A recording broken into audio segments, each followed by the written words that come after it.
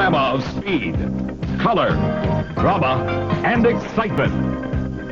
The American Sports Cavalcade. Power comes in so many different forms. The unbridled fury of a 1,500-pound crossbred Brahma bull raging across a rodeo arena. The nitro-burning explosion of a top fuel dragster scorching a quarter-mile drag strip. The supercharged roar of a big rig truck hurling itself through the high-banked corners of a super speedway. The most awesome single display of power has got to be the multi-engine modified tractor pulling a 30-ton sled 300 feet for what's known as a full pull. Hi, I'm Ed Bruce. Today, my buddies Brock Yates and Steve Evans are up in Bowling Green, Ohio to bring you the NTPA National Tractor Pulling Championships. This old farm tractor is a far cry from the machines you'll see in today's competition. If you've never seen these mechanical monsters at work, you won't believe it. But if you have, you know you're in store for some real heavyweight action. Later on, we'll come back here to Nashville and talk about modified tractor technology with Mike Allen. Mike is the executive director of the National Tractor Pullers Association. But right now, let's join up with Brock and Steve in Bowling Green.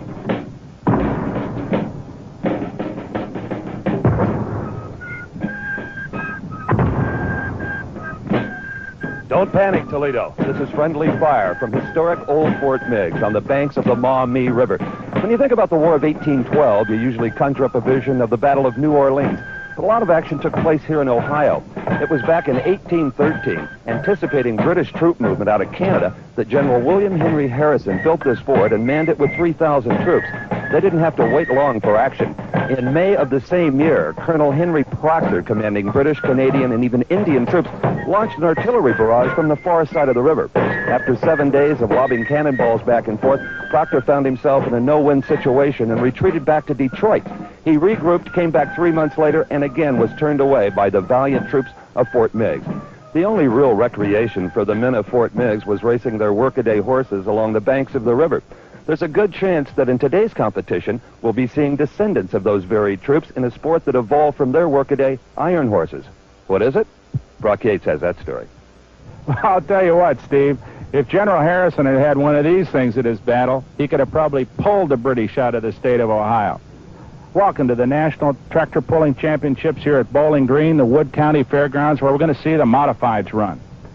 Machinery like this, wild machinery, triple engine, 560 cubic inch Rodeck aluminum blocks, supercharged, running on pure methanol, developing maybe 1,500 horsepower apiece, about 4,500 horsepower on this machine, capable of running in classes between the 7 and 12,000 pounders. A terrifically competitive machine, noisy, hairy, wild. Only 300 feet of competition, but believe me, it's going to get your attention the whole way. So stick around, because this thing and its competition are capable of pulling over just about anything we got in the place, maybe including the grandstand. I don't know, Brock, about these grandstands, because they are jammed with farm folks, city folks, and just genuine car nuts. And all eyes will be focused on the far track, where you see those tractors preparing 300 feet of dirt, as you said. Now, it's compacted very carefully. They measure the water content. It's got to last to a lot of punishing action from the 7,200-pound modified class. And the first puller in the class is Tim Engler. Look at this. 4 supercharged Arias racing engines in one tractor, aptly named Mission Impossible. One of the most incredible machines I have ever seen. Brock got a close-up look at it earlier. Standing in here among all these big, beautiful, polished engines, you might think that tractor pulling is just a game of brute horsepower, but it's not. All kinds of configurations have been tried to figure out how to put as many of these big V8s into a chassis as possible. In this particular vehicle, built by Tim Engler in Princeton, Indiana, he's got 4 Arias V8s mounted, 2 of them front and back in a conventional way, but the back 2 are mounted transversely, which is kind of interesting because he saves weight. He's got a uniquely designed transfer case to run the power through back to the back axle, but he's going to save some weight, and he can move the engines fore and aft in future designs so that he can get even better weight transfer and better weight distribution. It's a very technical game because you get torque reaction, you get a lot of weight transfer that is very, very sensitive. And this could be the kind of a design that will dominate tractor pulling in the future. And interestingly, Brock, in tractor pulling, when we say 7,200-pound class, that is the maximum the machine can weigh, not the minimum, as you might find in drag racing or some other forms of motorsport. Because here, weight can, if used properly, be a distinct advantage. So Tim Engler, those 4 Arius motors all warmed up and ready as he backs up to the sled, which is weighted to approximately 60,000 pounds. Now, being the first puller in the 7,200-pound class, Tim is called the test puller. If he does it too easily, they can make that sled a bit heavier, put him back in line, and give him another shot. So all officials' eyes as well as fans are on Mission Impossible. Let's see how Engler can do. He's hooked up to the sled. There's also a safety device called a kill switch in case the tractor should ever come loose from the sled. That'll automatically shut the ignition off on all 4 of those motors, Brock. Well, Tim is a good guy to do the cuss pull. He is a professional tractor pulling builder.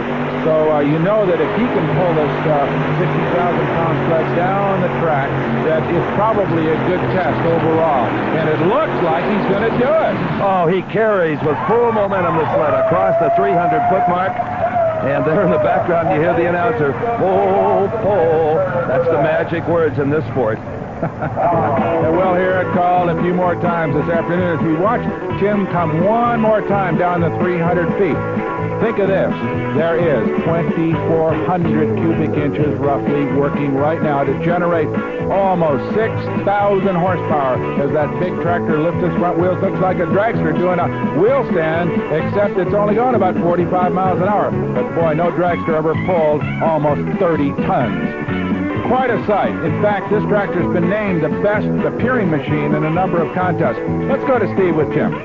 Well, Tim, you blew that one right out the back door. Was it too easy? Well, I don't know. It felt pretty good off the line. It might have been a little bit easy. We'll just have to see what they do. I think it was a pretty decent run. Would you look to the officials possibly to reload the sled and start the class over? Well, I don't know. We had more tire speed than probably 90% of the tractors that pulled. I don't think there would be over maybe 4 or 5 out the end. All right, thank you, Tim. Well, let's see whether or not they reweight the sled to make it tougher here at Bowling Green at the National Tractor Pulling Championship. We'll be back after this. Bowling Green, the Tim Engler pull will stand, so the sled will stay at the same weight. You know, the sled is the critical element in tractor pulling, and earlier, Steve Evans had a chance to look at exactly how this unique device is set up. The mechanical definition of a single horsepower is the amount of energy it takes to raise 33,000 pounds 1 foot in 1 minute. Now, I don't know who came up with that formula. It certainly was not the horse. But in tractor pulling, it is indeed weight versus horsepower, thanks to this device, technically called a weight transfer machine, affectionately known as the sled. Its name, the Eliminator. And it will eliminate all but the strongest of tractors, thanks to this weight transfer box. Now, the whole rig weighs 28,000 pounds unladen, but iron weights piled into this box can bring it up to 55,000 pounds. It has a 5-speed transmission, so that the box can transfer at different rates of speed. The closer the box gets over the pan that makes contact with the dirt, the harder it is for the tractor to pull. Now, for safety reasons primarily, an operator goes along for the ride, and he indeed has the finest seat in the house. Now, the controls are simple. This is the transmission. In case it is too easy to pull, he can lower the gear, bring the box at a faster rate forward. He also has a brake here that, should anything go wrong, he can not only brake the forward movement of the box, but also wheel brakes on the axles. Should things really go awry, the operator can give this key a twist and actually shut off the engine in the tractor. Now, there's lots of these sleds around the country, and each constructed differently. They kind of all have their own personality. This one happens to be a favorite of the modified competitors because they know when you hook up to the Eliminator, nobody gets an easy pull. And here's the man who's going to face the Eliminator right now. This is Merle Grimm in a turbine-powered tractor called Spitfire. He's from just down the road in Weston, Ohio. And the last time we were in Bowling Green, Steve, he was working on this machine. Well, he was working on a machine, but it didn't work out real well. So Merle's gone back to his trusty old T-53 helicopter turbine-powered machine. Brock asked him earlier, why do you like turbines? Quiet, smooth, and maintenance-free. You haven't got a radio on here. Not yet. Okay, thanks a lot. Thank you. Well, Merle is hooked up. And you know there's a certain amount of thrust, Brock, that comes out of that stack that helps keep that front end down, replacing some of the lead weight they might normally have to hang on it. And, of course, Steve, they will have to hang a lot of weight on this to ballast this to the weight maximum, because a turbine engine, of course, is only a tiny fraction of the weight of a big V8 motor that we saw in Tim Engler's machine. Well, the balance on Merle's tractor looks to be about right, Brock, but I don't think the turbine is putting out enough horsepower. Now, Merle loses all the momentum, and he is stopped dead in the water.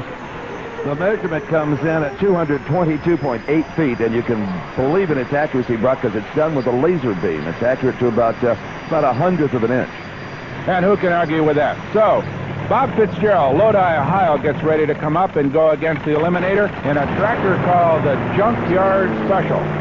That is the next opponent here in Bowling Green. As Merle Grimm says goodbye, he had a shot at it. Let's see if Bob can exceed that 222.8 feet that Merle had, Steve. Well, you take a look at Bob's home-built tractor as it backs up to hook up to the sled. There's three 427 cubic inch Chevrolet engines. Now, these are not supercharged, just 4-barrel carburetors, and you wonder how can he compete with the likes of a Tim Engler. Well, he may not compete at all if he can't get it refired, Bob, because the engines have all three died. But he's got batteries on board, and Fitzgerald hits all those starter buttons. Let's see if it'll relight. Yeah, he's got it cackling again. Continuing that thought, though, can he be competitive against the likes of Tim Engler? A few years ago, this man, Bob Fitzgerald, was first place at the Ohio State Fair Pulling Championship in this class, but that was a couple of years ago, and the technology has really increased, and I wonder right now if he can match wheels with those big multi-engine supercharged monsters. I think he's got a pretty good start. He sure does. Good run here. Can he do it? Running out of beans. Yeah, he is. That's where those superchargers pay off, Brock, is when that weight gets transferred. You need all the ponies you can muster. So Bob Fitzgerald, 276 feet. Now, the only way you're going to beat Tim Engler right now is to go a full pull, 300 feet, and force him into what's called a pull-off. But it's not to be for Bob. He is going to come out of here at a 276 feet. That, unfortunately, is about 24 feet short of the limit. So, but it's interesting. He still outpulled a very exotic turbine-powered tractor with three pretty much off-the-shelf small block Chevys. So he can go home plenty proud of what he did today. Indeed, he can. The next puller is really the big daddy of tractor pulling. It is Dave Banner's Big Ben. Now, they have a couple of tractors. This is the one they simply call Orange. These guys, between them, have won 10 Grand National Tractor Pulling Championships and 21 Regional Championships. The Banner Brothers, one of the great names in tractor pulling. How about that, Steve? 4 big block Chevrolet side-by-side built by brother Ralph Banner. It's a full pull, so at least 2 drivers, Tim Engler and Dave Banner, will be involved in a pull-off before the day is done. Well, I'll tell you, looked like Dave was going to take this thing all the way to Cleveland. Now watch this. This is a classic tractor pull. He is feeding power very slowly to those 4 motors. Notice the butterflies open in the supercharger intakes right in front of his feet. Oh, just a little bit open now. Now open all the way as he goes on to a full pull. Well, Dave, the way you were going there, it looked like you could have drug it to Detroit. Yeah, I got it going pretty good. I think I got out of the hole pretty decent and got the loader going, and I think maybe the track might be changing a little bit. It's drying out a little, and I think there's going to be a few in the pull-off. You really have to keep your eye on the weather, don't you? The sun goes behind the clouds, the water comes up, the sun comes out, it dries off. Yeah, the weather's got a lot to do with it, especially on a hot sunshine day like today. Yeah, it does. So now you'll be up back on the start line watching the rest of the competition just to keep an eye on that track? Yeah, I have to keep a good eye on her, that's for sure. Great job. Thank you. Steve says Detroit, I say Cleveland. Either way, Engler and Banner full pull. That means pull-offs to come here at Bowling Green. Well, there were racing tractors long before some devious double thought of the weight transfer sled we're seeing today at the National Championship Tractor Pulling Contest. And you want to know how old this footage is? See the man on the inside, on the pole? That is Barney Oldfield himself. Well, Barney probably couldn't envision the invention of crash helmets, let alone that a tractor someday would have 12 cylinders, such as the General, driven here by Gardner Stone. A little earlier, Brock Yates had a chance to take a good look at the aircraft technology in tractor pulling.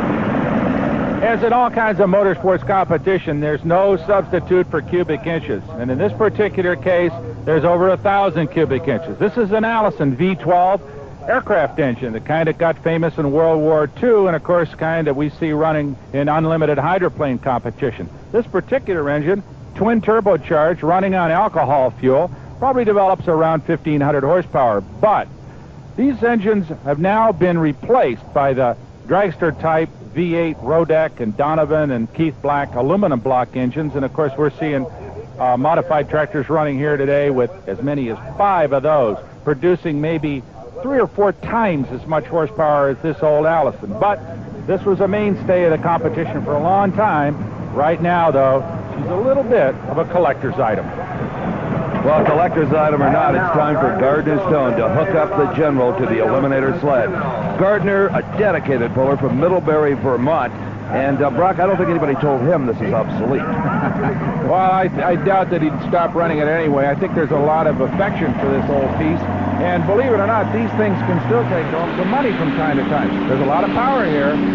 Absolutely, and any given day, if you guess at the track right, you might beat any of those 5-motored monsters. And Gardner Stone may have weighted that front end a little too heavily. He is bogged down early in the going, comes up with a pull of only 246.6 feet, so he'll be mighty disappointed with that particular effort. The handwriting is on the wall for the demise of the Allison aircraft engine. It's even being replaced in unlimited hydroplanes by hot rod horsepower and turbines. Brock Yates is with our next competitor who drives a more modern tractor, John Shaw. John, we've had a couple of full pulls already with the big stuff. You got 3 Ariuses. We already saw 5 Arius motor one do it. How do you feel? Well, I think maybe I can do it here. I hope I can. I won this class last year here, and I thinking maybe I can go here right now. Hopefully, we're going to have to go here right now. Okay, good luck. Sure. Well, it's going to take John Shaw a couple of minutes to fire up all those Arius motors. So in the meantime, let's go to Steve Evans with Gardner Stone. General Allison looks like she got a lot of power today. A little heavy on the front end, though. Never got the front end up to hook the tires. So you wish you'd have put a little of that weight on the back, huh? Yeah, when they reset the sled, we thought that we could get running with it, but it just didn't happen. It's a guess. Gardner, tell me, the Allison engine is known for its reliability and low maintenance, but aren't they in rather short supply these days? Yeah, every day there's less and less of them. Tractor pullers use them up, boat racers use them up, and there was a whole bunch of them junked after World War II. Would you consider going to another combination once it's impossible? Well, I like the Allison. It's kind of a work of art. If you ever see the inside of the engine, it's just absolutely beautiful. But they are very out-horsepowered, especially in this class here. There's a few of us old Allison guys left, and we're a dying breed. Well, it'll be a sad day when they disappear, but it's probably inevitable, huh? Yeah, it really is. Yeah. Okay, good luck.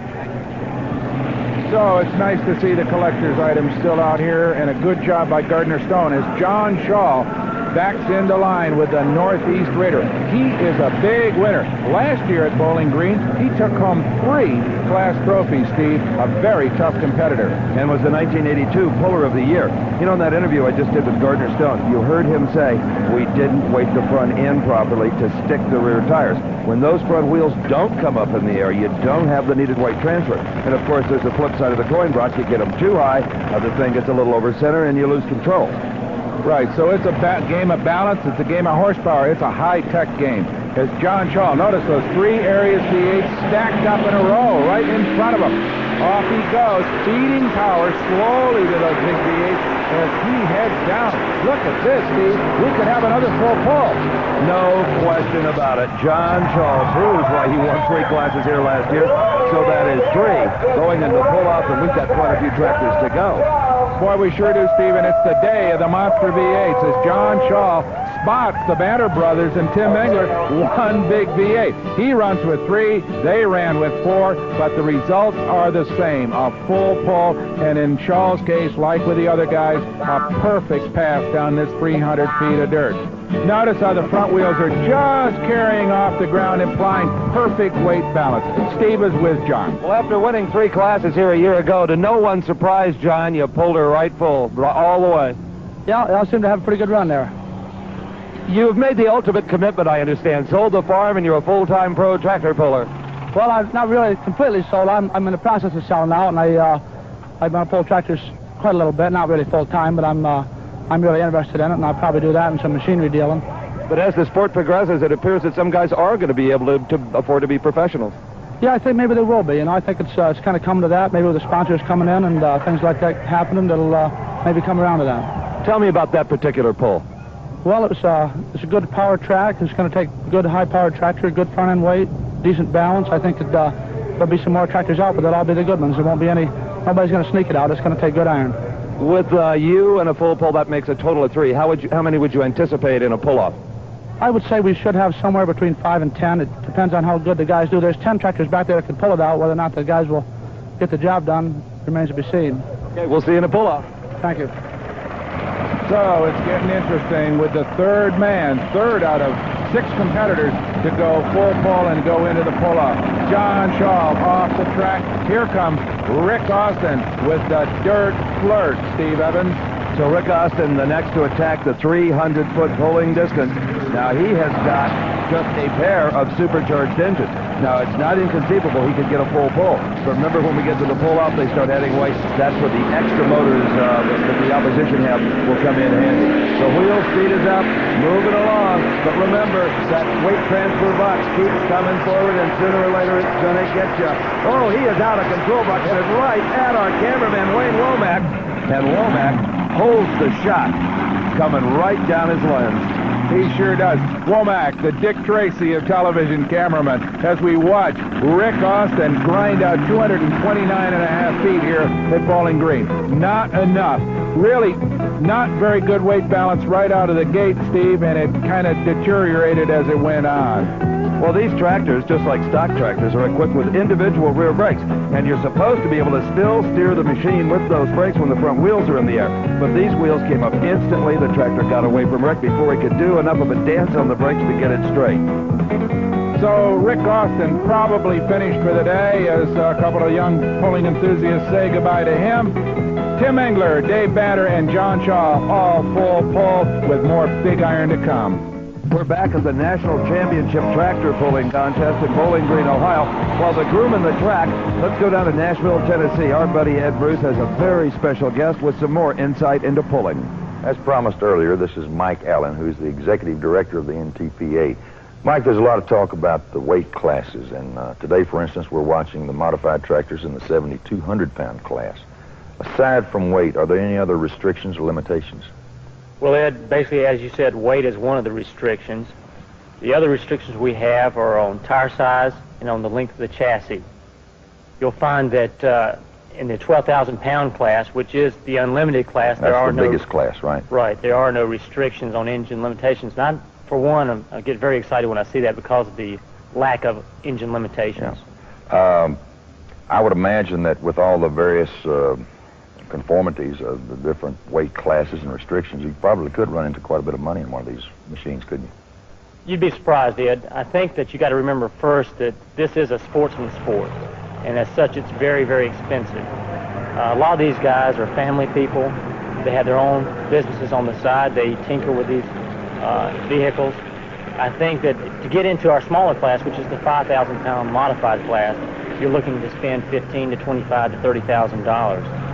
What about the big ones, the 12,000 thing? On our big classes, the 12,000 Unlimited, you could spend upwards of $150,000. It's a lot. It's a lot of money. Let's go back to Brock and Steve for some more tractor pulling. But there's also a lot of money to be won this weekend in Bowling Green, Ohio. Here's a guy that hopes to get his share, the Weekend Warrior tractor driven by Jim Porter. Zanesville, Ohio. This is a Rodex-powered machine. Once again, a big modified dragster Type V8 pulling this tractor, a pair of them. And he's got a pretty good run going, Steve. Well, he did until the weight transfer box just stopped him right in his tracks. And he's going to be a bit disappointed with only 251.7 feet. And actually, Brock, that's one Rodex and one Iron Chevrolet, kind of an odd combination. The motors don't even match. Well, I'll tell you what, you think of an engine combination or a power plant, and you'll probably find it used somewhere in tractor pulling. That's what's really neat about this sport. There's anything possible. And the nice part about it is the tires don't know what's driving them, just as long as you can drive them hard enough. Now, priming the injector on the front motor here to get it started is the crewman for Sonny Owen. This is the tractor called the Marylander. And no one has worked harder to be here than bearded Sonny Owen. Had a horrendous fire, Brock. His truck trailer, everything burned up. He not only rebuilt his old Allison tractor, we'll see later on, but this is the debut performance of the triple-engine Boss 460 Ford tractor. Boy, and this is some kind of a neat-looking piece. Just stacked with chrome and horsepower just bulging out of this thing from one end to the other. Let's see how Sonny does. This is one of the most advanced machines. Really quite similar in layout to John Shaw's, except Sonny's chromed up a lot more pieces than John has. Well, and I'm sure Sonny is feeling a certain amount of tension here, Brock. It's the first time that this triple-engine Ford tractor has ever hooked to the sled in this 7,000-pound class. Boy, what a formidable beast. They used to say in racing, if it doesn't go, chrome it. But I don't think that's what Sonny's got in mind. There's an awful lot of pride in this new breed of tractor pullers, and of course, there's some serious awards passed out for the best appearing vehicles as well. So there's a certain incentive to make them look really good, and the fans love the way these machines look too. Well, the hook is on, the kill switch is on as well, so it's time for Sonny Owen to take the slack out of that chain, and for the first time ever, find out what the new Ford-powered Marylander is capable of. Trying to get it in just the proper gear, the transmission all set up. These are engines very similar to what you'll find in pro stock drag racing with the great Bob Glidden.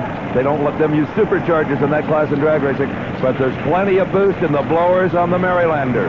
Boy, that is a big man sitting in that cockpit as well. He really fits into a big horsepower machine like this. So, Sonny Owen and the Marylander have it go, and there's the eliminator. Watch that sled move forward. Can he do it? We've had 3 full pulls already. How about that? Yes! Sonny Owen joins the rest of them in the pull-off to come, but Brock, his was not quite as effortless. No, it wasn't. He had to work a little harder than the other guys, but nonetheless, it counts as Sonny Owens and that triple-engine Ford-powered monster tractor comes on down the 300 feet here at Bowling Green. Perfect balance. The front wheel's just clipping the ground as he moves down the track. And here it is. Just that there are those pylons. He's got to make it over there. Can he do it? Not by much. Steve's with him. Well, with that particular pull, the Fords were indeed boss, Sonny. Nice one. Thank you. Felt real good. Yeah, I know last fall your trailer caught on fire, everything you owned burned up. Did you ever consider quitting? Very strongly considered quitting and just had to get back in. So here we are again. Well, that makes 4 in the pull-off, but is the track going to hold up with this number of tractors? I think the track will hold up with this weight class.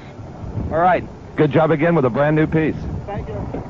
Well, a fine debut for that piece for Sonny Owen, but you know what? He's got another tractor lined up, so he's going to head back to get that fired up and on the line.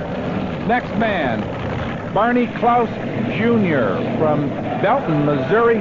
Barney's Rose. And boy, you talk about some decor groups. That one's got it, Steve. And an interesting combination up front. These are the cast iron, stock cut, Chrysler supercharged semi-engines. Here comes the weight transfer box, and it's stopping. Oh, it's going to do it. It is short of those orange cones that are at the magic distance of 300 feet. The measurement, 268.11 feet for Barney Klaus Jr. might be enough to make him a few dollars, but not enough to get into the pull-off.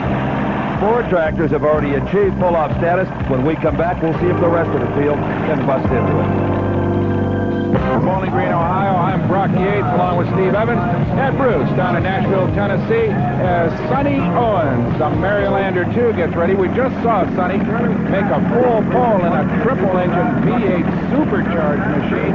This one's a little bit different, a little older as well, Steve. It is, but it's Sonny's favorite. This is the machine that got him started in pulling, recently rebuilt after the fire we talked about, and Sonny's still got to be on a high. Now, there you see the individual brakes. Right-hand brake brakes the right wheel. Tractor will turn to the right. So here goes Sonny, hoping he doesn't need those brakes. Pretty nice balance, maybe a little front end heavy, but here comes the weight transfer. Sonny running that necker knob on the wheel, trying to keep it straight, but just not enough suds, Brock. He's having fun. And he came here with one of the old Allison powered tractors, just like Gardner Stone, really more for old time's sake than anything, and came up well short. Really not anywhere near that 300-foot mark.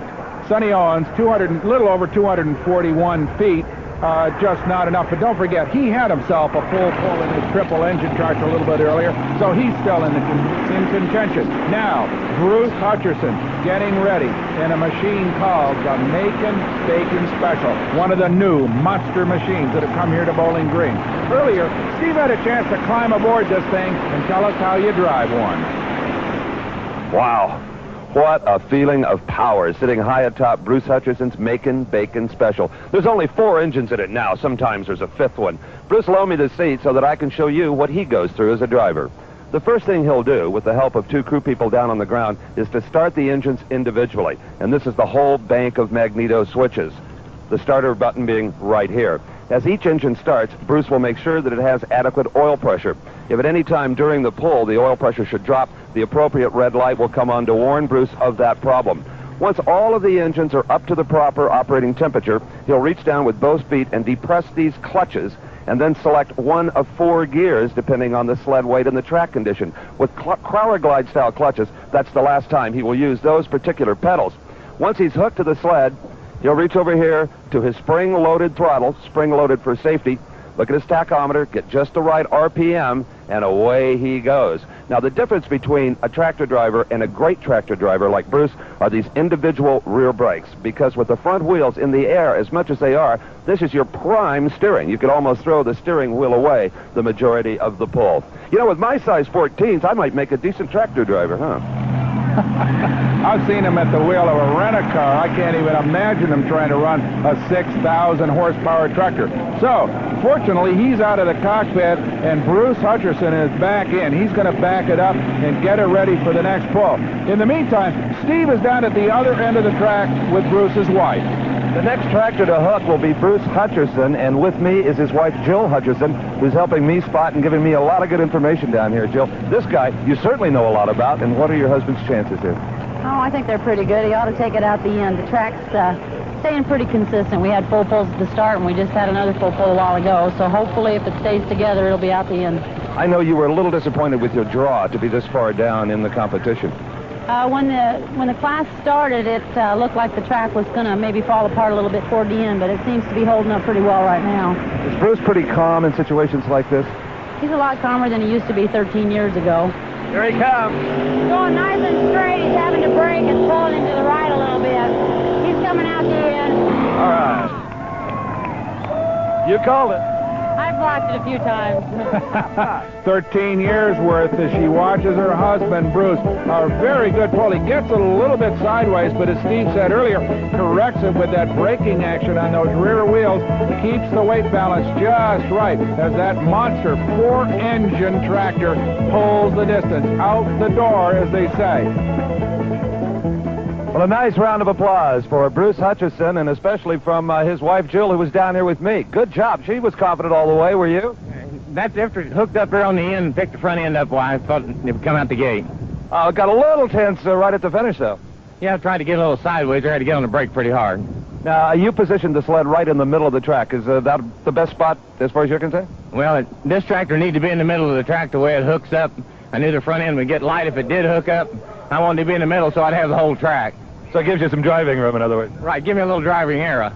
We'll see you in the pull-off. Good job. And I'll tell you what, the pull-off's starting to get crowded with some big names like Hutcherson as they bring the Eliminator, the big sled, back for yet another pull. And they'll bring that sled back, Brock, to any point in the starting area the next puller desires it. Ted Birdsborn from Wisconsin is the next puller, and he's up in the starting area. There you see him right there using his helmet to line up that sled. Now, Ted is looking for every advantage he can possibly get because he goes into the 7,200-pound class at a bit of a disadvantage, as you found out earlier when you talked to him.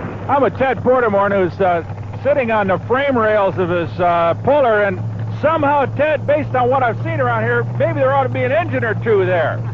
Well, you're right. I agree with you there, but it's a matter of finances. Different situations, you're better off with less. Not necessarily in this class because you got a lot of them with 3 or 4 in there, so. Yeah, I was thinking, I was counting up. I said, well, he's down maybe about 2,000 cubic inches and maybe 3,000 or 4,000 horsepower, but you got a single engine mounted way up front. That's for maximum weight transfer, huh? Right, and put her as far out front as you can get her, you know, because you never have any problem keeping the front end up in the air. But like they say, there is no substitute for cubic inches. I think you probably agree with it in this kind of competition today, huh? Guaranteed. No doubt about it. What are you going to do? You got any? Are you going to change the tractor at all for this kind of condition? Not really. a track that this tractor will run on is, you know, a little bit looser or a little bit wetter track, and it'll get a hold of it a little bit better. This tractor is new this year, and it was built light enough so I can put another motor in the lightest class that I run, but like I say, finances. It's the truth with everybody. Well, thanks for talking to us, Ted. Well, Ted's tractor is called the Seducer, and it hopes to work its seduction magic on the Eliminator sled. Sometimes there's no substitute for desire either, Brock. Look at Ted. He's got a good start, but I believe it's oh, yeah, you can see it already. Slowing down, trying to just coax every inch out of the pool possible. And Ted Kurtzborn does the best he possibly can with what he brought to the party. Kurtzborn comes in at 246.9 feet, and you can see he's many tractor lengths from the full pull mark. But an awful lot of drivers have seen that full pull mark, and as Brock said earlier, we have got a crowded pull-off here at Bowling Green. Tim Engler's in there, Dave Banner, John Shaw, Sonny Owens, and Bruce Hutcherson, the Roger Penske of tractor pulling. We'll see all of them and more when we come back. They're grooming the track here at the Wood County Fairgrounds at Bowling Green, Ohio for more tractor pulling.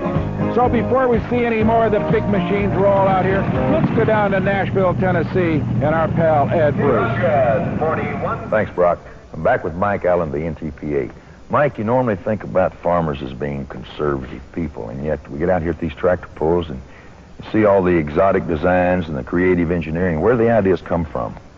I guess they had to come from two places. First, tractor pulling is a community in itself.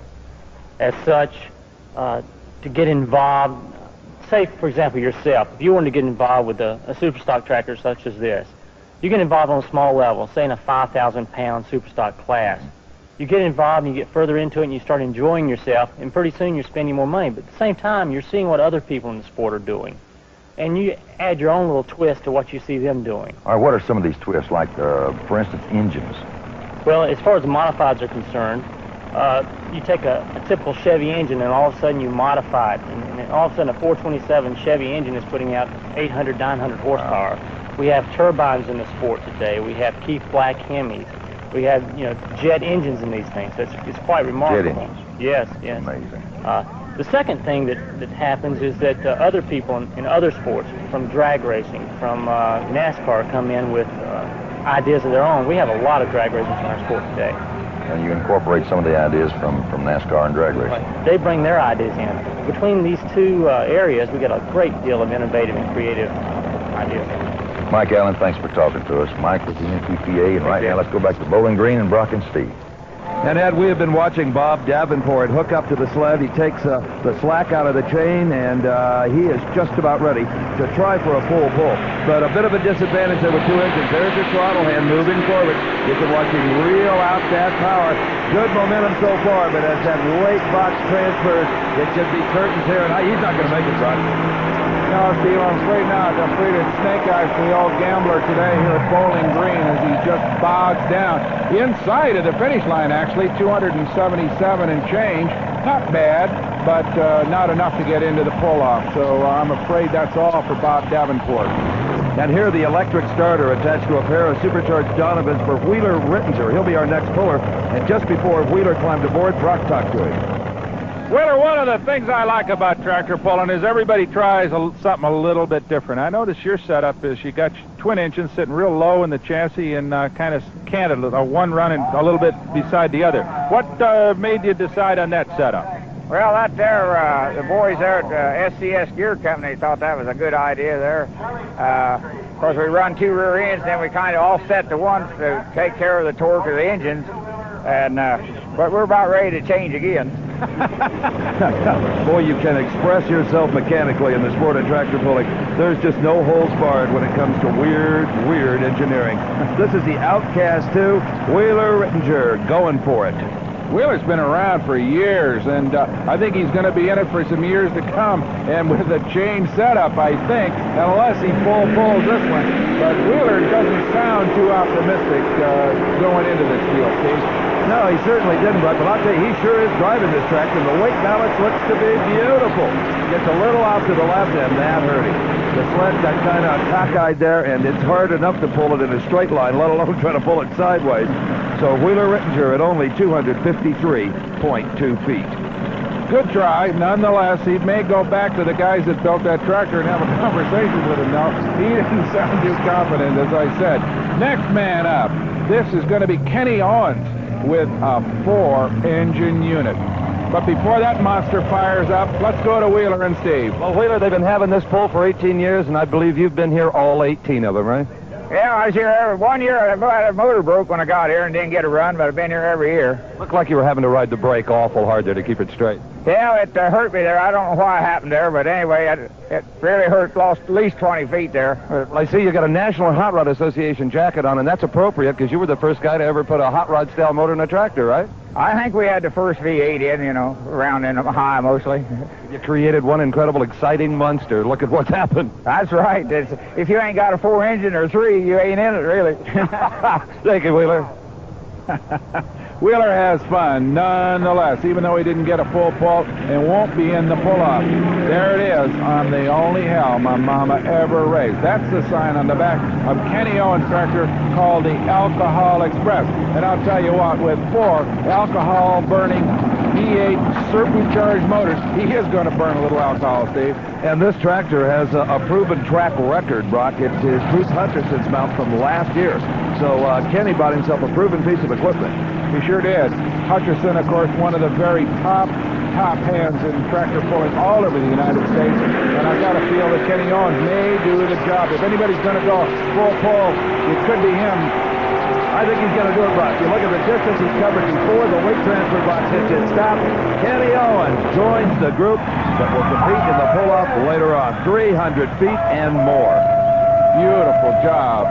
Full pull, as the man says. Kenny Owens, very happy man. Let's take one more look at it as he rides the brakes and works the throttles on those monster 4 engines in that tractor. Notice the front wheels are off the ground a little bit, just riding very nicely.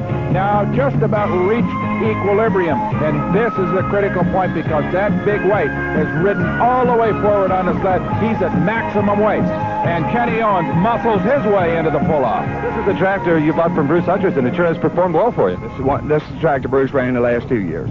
Nice pull, and we'll see you in the pull-off. So Kenny Owens joins 5 other pullers here in the 7,200-pound class pull-off at Bowling Green. An exclusive bunch of men on a lot of horsepower. More to come. Bowling Green, Ohio, for more mega horsepower tractor pulling. The stands are full and the fans are having a whole lot of fun. They've come from all over to see this event. Steve's with some guests from far away. I've discovered down here more than just interested spectators. They have come all the way from France to view this event today. And in France, they not only promote tractors, but are competitors as well. And you are? Yes, we are. We introduced tractor pulling in France last year. We have the first tractor pull in France. And we were waiting about 5, 6, 7,000 people, and 40,000 people came. We have a very, very big success. 40,000? 40,000 people came. We had some problems. Your name is, sir? Philippe Girard. And your name, sir? Denis Tabalou. How does the equipment here compare to what you have in France? The tractors, how do they compare? I know, it's not... we are only small tractors because in France we have only 1 year old, and we have now 10 tractors. We built the first French tractor in last winter, which is about 600 horsepower only, so it's not competitive. But now we have some guys who build new tractors, 2,000. Hope you enjoy yourself. Thanks. Okay, Steve, as we watch Bob Schreidiker from Colfax, Wisconsin, that's yet another Allison, one of the old-timers, and it just isn't going to get it done here at Bowling Green. Bob gives it the old college try.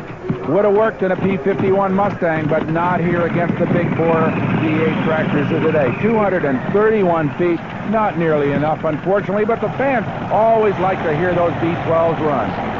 Well, you'll remember this tractor. It's the one Brock opened the show with. Steve Reynolds' beautiful machine. And Brock talked to Steve just before he climbed aboard. I'm a Steve Reynolds who, I'll tell you, Steve, if you don't win overall, you got to win best appearing tractor. It sure is a beautiful piece, and I hope it's running as good as it looks. Thank you. I hope it is, too.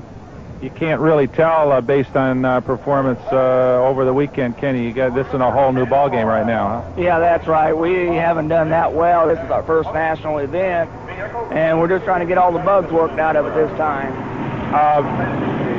I suppose it's going to take a little time for you to get used to driving it, too, huh? Yeah, on these kind of tracks, it's going to take a lot of knowledge, get used to the tracks, learn where to put the weight and so forth, so we can get her dialed in right on the money. Well, I wish you luck. Thank you. Well, here comes the stud, Steve Reynolds' tractor to hook up. You heard him say that they just built this machine. He came from the little tractors, the little garden tractors and things, so this is really a transition for this particular young man out of Taylorville, Illinois. Sure is, but boy, I'll tell you what, when you get piled up behind those motors, look at those things, 3 monster V8, and right up on top of them, got to give you a feeling of power no matter how well you do. He's got one going, Brock. He is throwing dirt right over the top of the sled. That weight is not going to stop this tractor. What a pass all the way, just pulled it right out of the park. A full pull for Steve Reynolds. Becomes the 7th man to enter the pull-off. The first time out of the box for this beautiful tractor, and boy, what a winner. Undefeated at this point. Let's take another look, Steve. Well, Mr. Reynolds certainly doesn't look like the new kid on the block. And did he ever guess right on the weight? Absolutely beautifully balanced. As the weight comes forward, the tractor now starting to really strain. Taking that front end up even higher and carrying it right across the 300-foot mark, but more importantly, pulling the sled across that mark as well. That's the secret, actually. You can get the tractor over the line, but it's the sled, the front edge of the sled, that has to make it as well to qualify as a full pull. Here comes Bill Douglas, Elviston, Ontario, Canada, in a homemade machine, 3 427 cubic feet Chevys, supercharged, on board a tractor called the Spook. Well, maybe Bill's 20 years of tractor pulling experience, Brock, will make up for the lack of an engine or two. It could be. He's here to have some fun. Now, all these pullers have fun. That's the neat part about it. It's one of the few sports that you can jump into a 5,000 horsepower vehicle and drive it and still have some fun. There he comes. Bill down. I don't think he's going to make it. No, the weight's all the way forward. The tractor just bogs down, and that's the end of it for this Spook. It was a valiant try by an old veteran, Bill Douglas, but 287 feet, almost 288 feet was just about it. Unfortunately, not enough here at Bowling Green where it's a full pull or nothing. So Bill Douglas is going to have to hook it up and head on home to Inwood, Ontario, a non-winner this time. Well, the Canadian flag also waves proudly here at Bowling Green, and a Canadian just about took it out, Bill. At one point, did you think you had it? Well, it's slowing down pretty quick at the last. Would have been nice. Now, you positioned the sled way over to your left up at the line, and you saw Hutcherson in the middle. Why did you select that area? Just try a different shot, maybe a little better chance there. Well, a good job, and the Canadian fans, I guarantee, were all on their feet. Thank you. Well, after 20 years in this business, we know that Bill Douglas will be back to Bowling Green. In the meantime, this is Ronnie Reed, one of the big names in this sport, on a tractor called Nemesis, powered by a pack of Arius motors, Steve. You know, I don't know when Ronnie Reed has time to run his own farm supply store, Brock. He has served as the vice president of NTPA. He's now the secretary of their board, plus pulling on the weekends. This is a guy with a lot of energy, a lot of zeal for the sport. And it's paid off with a lot of trophies and a lot of money over the years. So if somebody is going to join that exclusive group of full pullers, it could be Ronnie Reed. He's got about the best pull going right now we've seen for a twin-engine tractor. He just might do it, Brock. Headed up on the 300-foot mark, and no. So close, just about 10 feet off. A tough break. We thought he had it. He had the old finish line in sight. In fact, the front wheels went over those pylons. If you counted the front wheels of the tractor, he'd have had himself a full pull. Unfortunately, not to be. 290 feet, 6 inches, Steve. But you've got to admire the effort that Ronnie Reed put forward driving Nemesis. The weight is just perfect. His throttle hand is right on the mark. The Arius engines generating every bit of horsepower they're capable of. It is just not quite enough. So 7 drivers thus far have made it to a full pull situation. Engler, Banter, Shaw, Sonny Owens is there too. Bruce Hutcherson making lots of bacon today. Kenny Owens and Steve Reynolds. Now there's a few more big names that have not yet got a shot. The Wood County Fairgrounds in Bowling Green, Ohio, the man on the right, John Heilman, is preparing to spot the sled exactly where he wants it. Heilman didn't invent tractor pulling, but he's won just about every major prize that a man could possibly score. And if he's going to win anything here today, he's got to have a full pull to join the 7 other drivers that have already reached that exclusive club. A little earlier, Brock Yates had a chance back in the pit area, thanks to John Heilman, to get close to his famous tractor, Old Red, to show us some of the safety aspects of these machines. When you consider that a pulling tractor like this will only run at maximum speeds up to 15 or 20 miles an hour, you might wonder, why worry about safety at low speeds like that? Well, consider this. These 3 blown V8 engines develop 1,500 horsepower apiece. That's 4,500 horsepower that the driver has to handle.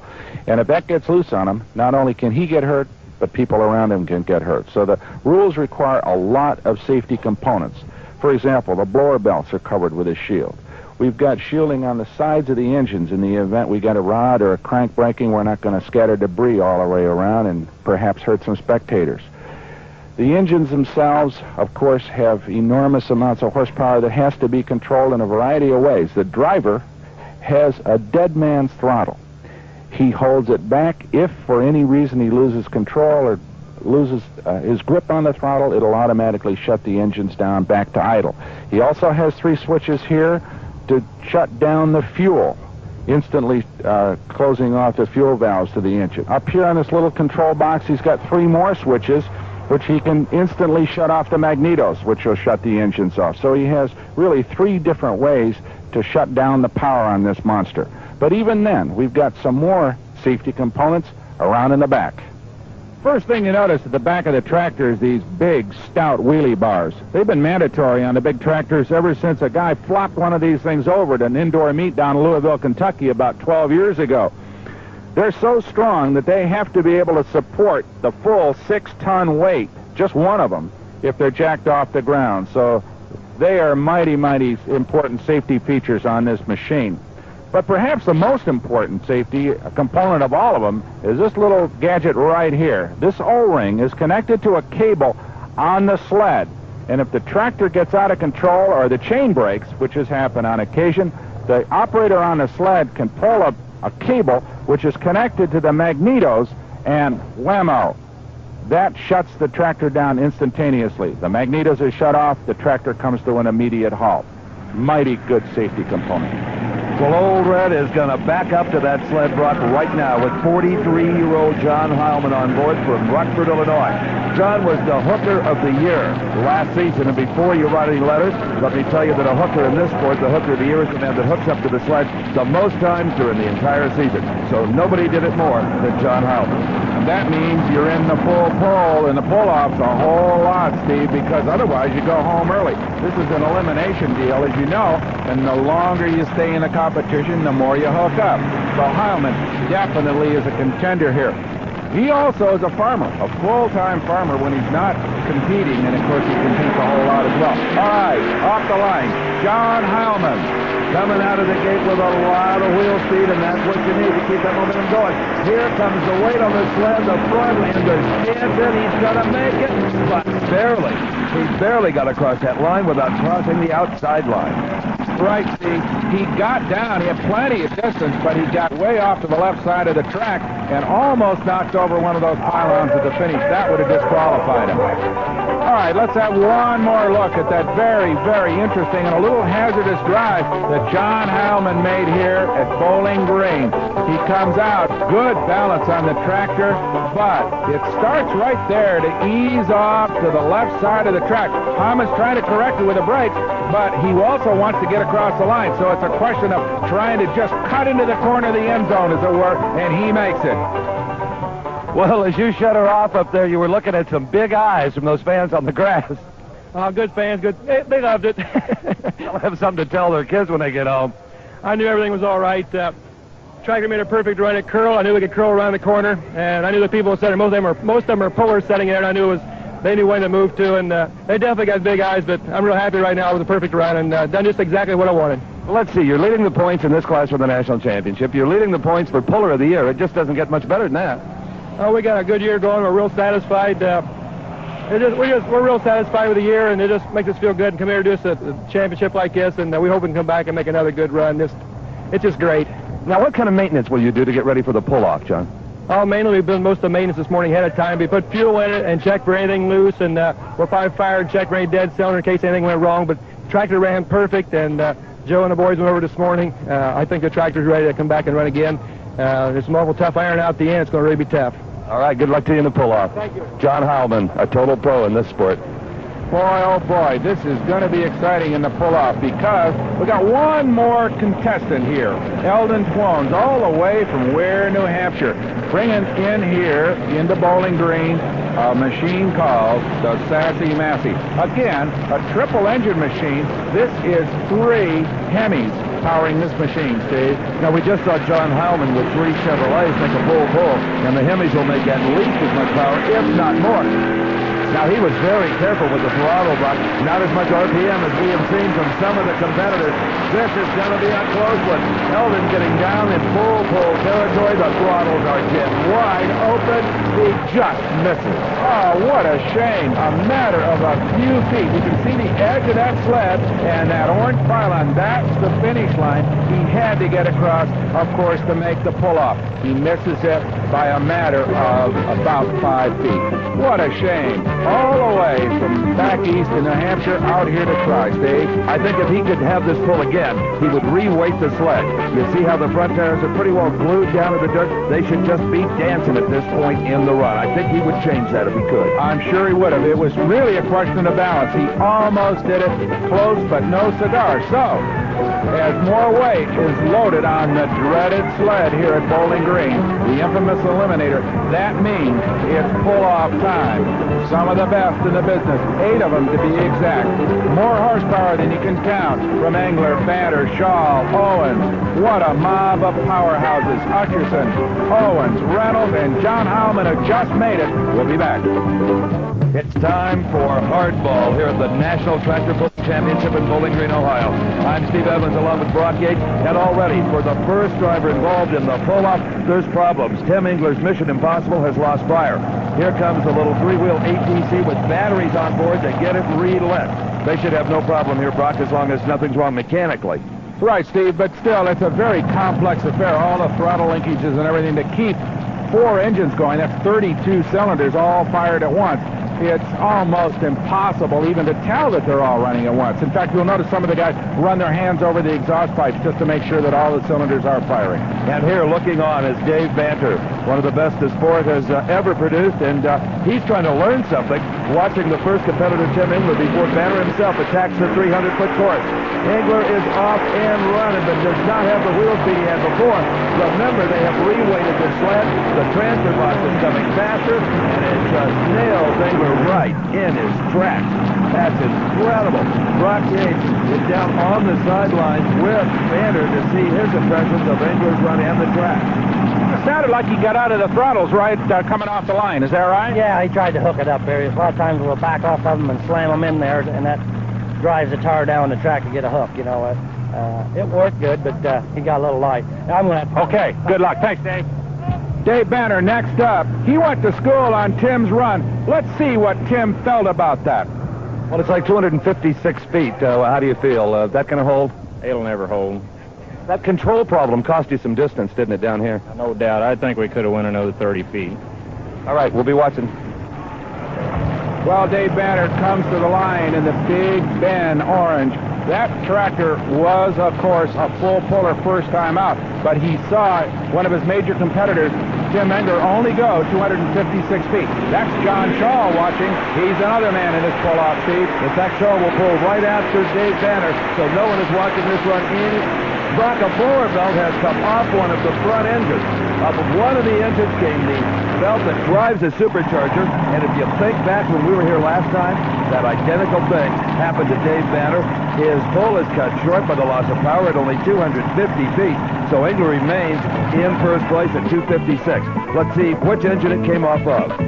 Well, here he is. He gets a good start. It looks like he's got good balance, and there it is. It looks like it's from the left rear engine of that 4 bank of motors on that tractor, and of course, that takes probably 2/3 of the horsepower out of that engine. So it goes from like 1,500 horsepower maybe down to around 500, and that was the end of it. So John Shaw is next to pull. He didn't learn much from Banter's pull because the power went away so quickly. But Shaw is ready, and he knows he has to top 256 feet with 3 Arias motors. The pull already underway. Can he do it? Looks good so far. The wheel speed is there, but remember how much heavier that sled is. Here comes the weight box like a train, and it's going to stop John Shaw, but not before he sets a new distance mark, 281.8 feet. He's the man to beat now. Brock is with the next man to pull. What do you think? Think he can do it? We're going to give it our best shot. Okay, thanks. Well, it's going to take Sonny's best shot because John Shaw's upped the ante considerably, and he's got to be pleased. Well, John, that's the best so far. Yeah, it turned out pretty good there. I guess I was about right. Hopefully it'll hold up. Got to bouncing a bit on you. That must cost you some forward momentum. Yeah, sometimes the tractor will hook in a little bit better when they start to take a few little hops like that. How hard is that on you in the seat here? Do you start coming out of the seat? No, it wasn't that bad. Once in a while I'll get to work at that point, but it wasn't today. All right, let's see if it holds up. Well, John Shaw's got his fingers crossed. He's the current leader in the pull-off at 281-plus feet, and here comes Sonny Owens, the big man in the Marylander. What a colorful competitor, and he's got to be just tickled to death, Brock, with a brand-new tractor. Remember, we said we had never pulled in this class before. Here he is in the pull-off going after John Shaw's mark. I detected a lot of confidence when I was talking to John Shaw. He feels that may hold up. He may win the lion's share of the first of the day. We'll find out. Sonny Owens has got all 3 of those boards hammered down. Here comes the weight. It's going to be close. Sonny Owens will not get to the mark set by John Shaw. He is short. 267.6 feet, which is about 20 feet short. Unfortunately, Sonny Owens just ran out of beans before he could overtake John Shaw. So, there's more to come. There are more big pullers ready to have a go. Kenny Owens is the next man up. Well, we've got the best in the business in the 7,200-pound pull-off here at Bowling Green. This man, Kenny Owens of the Alcohol Express, he's got one man to beat, and that's John Shaw, who's out there at almost 282 feet, Steve. At 281.8 to be exact. Now, Kenny Owens has a 4-engine tractor. Remember, John Shaw set his mark with a 3-motor tractor, but sometimes it's experience, driving, and more than anything else, how you weight that tractor. Maybe you select a little lower gear now that the sled is heavier. But here goes Kenny Owens, and he's veering off to the left. Oh, and something breaks, Brock. Something let go in the drivetrain. Sure did, because that thing just... Oh, look at this. That is a gear coming out of the rear end. It just blew the rear end out of that thing. Apparently, that must be part of the planetary gear system in that machine, and that just ended it for poor Kenny Owens. Give you an idea of the kind of horsepower, 6,000 to be exact, that's being transmitted through these drivetrains. You see the dynamic forces at work, the kind of forces that put Kenny on the sidelines. Well, you're okay, right, Kenny? Oh, yeah, everything's fine. We had fun going, but it just broke. Well, that's kind of unusual to explode the planetary like that, isn't it? Yeah, it is. I haven't seen it yet. I'll have to see what happened. And, of course, you try to get off that throttle just as quickly as you can. There may be some rods in one of these motors a little longer than they were when they went in. We'll have to check them close. All right, Steve Reynolds, the next man up. Remember, he, like Sonny Owens, has brought a brand new tractor in here, never run before. First one was a full pull. He wants to duplicate that effort this time. Not only is the tractor brand new, it's called Stampede, but Steve Reynolds told us this was the first time he had pulled with this kind of power. And look at the wheels start to spin for Stampede. He's got to go over 281 feet if he's to take over first place from John Shaw. And suddenly control problems, and this is where a rookie driver really is in trouble. He just could not react quick enough to keep it straight. 235.8 feet. Brock right now is with the next puller, Bruce Hutcherson. Okay, Bruce Hutcherson climbs into the cockpit. One final thought, Bruce. You got 281 feet to beat. You've been watching everybody else. You learned anything? Well, I think so. It looks like it's going to pull us to the left and then kick us back to the right, and we're going to try to correct for it. Okay, well, good luck. Thank you. Well, I'm sure Bruce Hutcherson hopes that he doesn't end up like Steve Reynolds. Well, Steve, you gave it one more little squirt there, but I don't think the sled was buying it. No, I don't either. I give her all I could. Boy, it made a violent right turn on you. Yeah, I don't know. One wheel hooked a lot better than the other one. I had to really hit the brake hard, and it took a lot of power out of it. Well, a game effort, and thank you. Thank you very much. Well, we'll see more of Steve Reynolds and Stampede in the days to come. But let's go to Bruce Hutcherson, Macon Bacon Special, one of the famous tractors. And now let's go down to Steve with Bruce's wife. All right, here he comes. Bruce Hutcherson, and with me is Jill Hutcherson. He'll nail it right in the hole. Running straight, looks good. It looks real good. Come on, Bruce.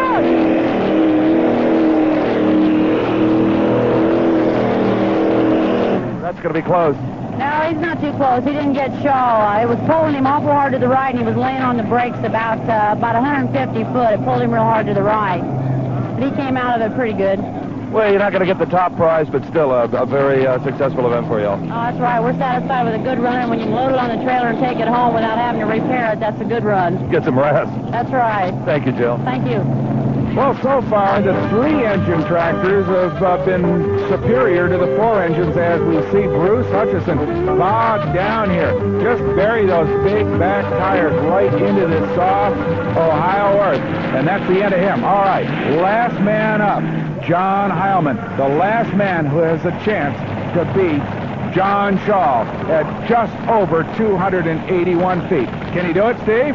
I don't know, Brock, but it is that 3-engine combination that has been magic so far. Very similar to what Shaw set that distance mark with. So here is Heilman, puller of the year, hooker of the year, one of the most famous tractor pullers of them all, wheeling Old Red. Here he comes, straight at the string, using his feet and his hands to direct that tractor. Now the weight transfers forward. He's getting close to the outside line. This is going to be close. I don't know if he did it or not. Hard to say, but I'll tell you what, he is close. As they come out with a laser beam measuring device that they've got to check it, you know it'll be accurate, whatever it is. There's going to be no dispute. How about that? Here he comes. We still haven't got a number yet. Right close to that right side line, Steve. And of course, if he gets a tire over there, it's goodbye.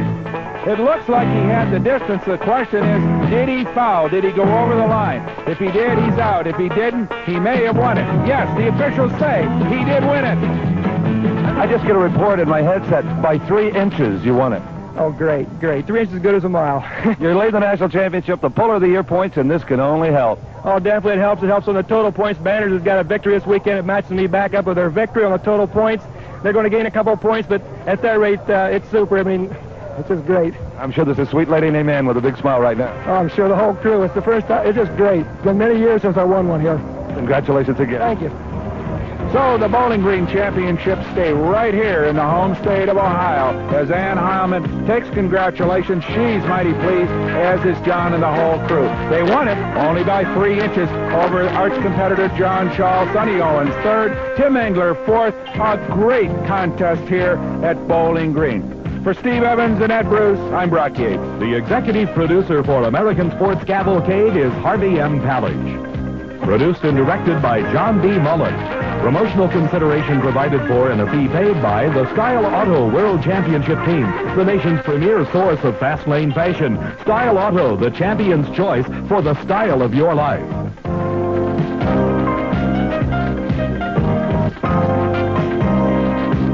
The American Sports Cavalcade is a presentation of Diamond P Sports.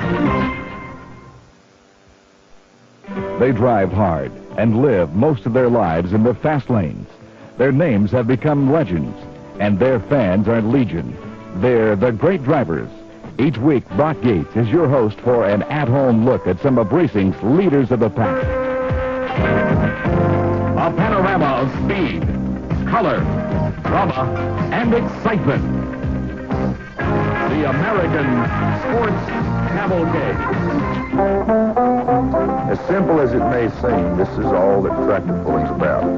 Hook your tractor to a mechanized sled that gets heavier the further it moves. Aim for a line 300 feet down a dirt runway, hit the throttle, and go like blazes. 15 to 20 seconds later, if all goes according to plan, you'll have a full pull. Of course, a tractor is not a toy. Pulling is not a child's game.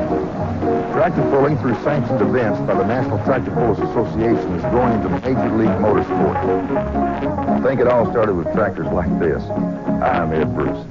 Today from Bowling Green, Ohio, you'll be watching the Superstock tractors compete in the National Tractor Pullers Association Championships. And as time allows, we'll come back here to Nashville. I'll be talking to Mike Allen.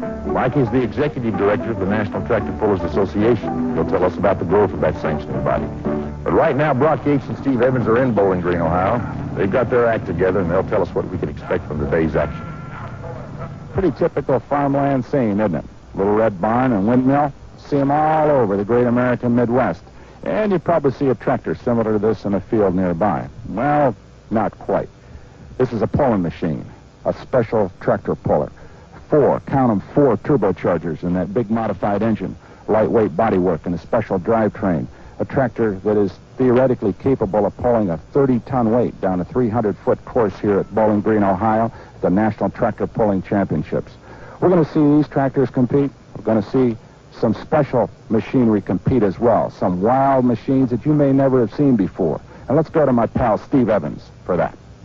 Well, Brock, the pulling sport may have been invented by farmers for their tractors, but in the last few seasons, it's been invaded by a slew of hot rod truckers. Now, most of these fellas couldn't plow your field or harvest your crop, but watch this. They do know how to build supercharged 1,500 horsepower drag racing style engines, funny car-like bodies and chassis, and can they ever drive with the wheels in the air? Now, there's tremendous variety in this two-wheel drive truck class. In fact, in some cases, it gets a little bizarre.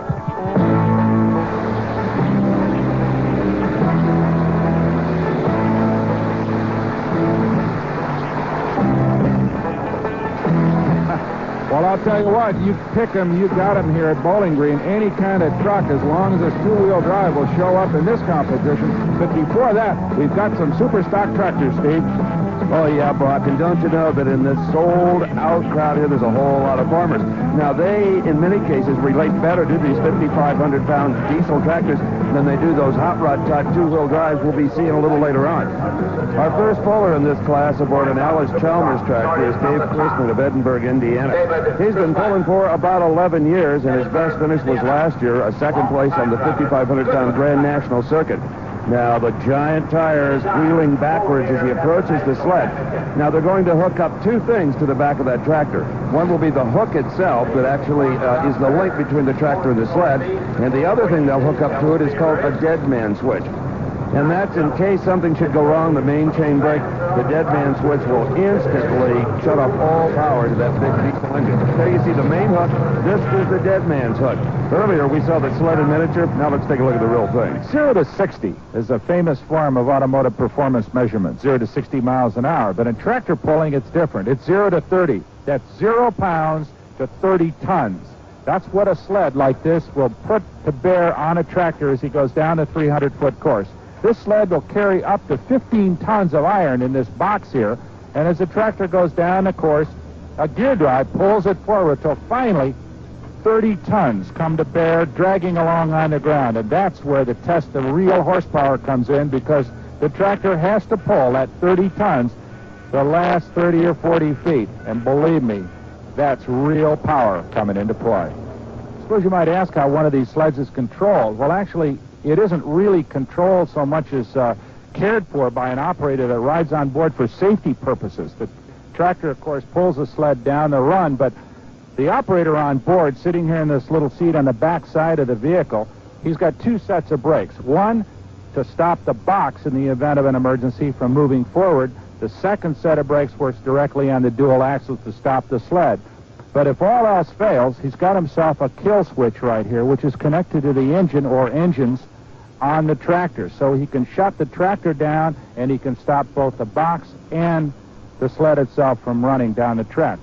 Moreover, this vehicle's got another little trick. It's got a 292 cubic inch 6-cylinder Chevrolet motor stuffed in here, and he can back the sled out of the out of the run and get ready for another run real quick. So he's got a set of controls behind me that work the engine. Got himself a self-propelled sled. Not exactly something you want to run down the interstate, but it's still a mighty effective vehicle. Well, let's see how effective it is up against Dave Chrisman. Now, remember, the object here is a full pull, which is 300 feet. As we see that oily diesel smoke pouring out of the stack, as Brock said earlier, 4 turbochargers working on these huge diesel engines, about 1,400 horsepower, and he's starting to unleash it now. He may be only going 30 miles an hour forward. The wheels are running about 100 miles an hour. The big weight transfer box comes forward, and it has got him. Dave Chrisman comes to a halt, Brock. A nice pull and a good drive. It sure was a first effort here at Bowling Green for Chrisman. 284 feet, 10 inches. That's about 15 feet short of a full pull, but nonetheless, a fine effort.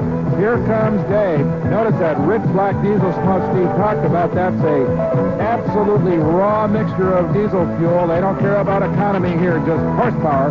As we see those big driving wheels begin to slow on Chrisman's tractor and the sled drag him to a halt. Nonetheless, a solid effort. Well, Dave, that was a very nice pull. You were urging it forward, trying to take it out the back. We're trying. It looks like it gets a little bitter right here at the end of the line. It's a little bit wetter, but down the starting line, it's pretty dry. Do you think that will stand, or is anybody going to take it out the back? Well, they got to beat me. Now, the track seems to be drying out. It may have been an advantage to be this early in the lineup. Yeah, see, I was number 1 hook, and I wanted to come right back so we get it over with and, get up towards the front of the pack. All right, nice job. Thank you. So Dave Chrisman sets a mark here at 284 feet. Let's see if some more super stock drivers can outdrive him with a full pull here at Bowling Green, Ohio.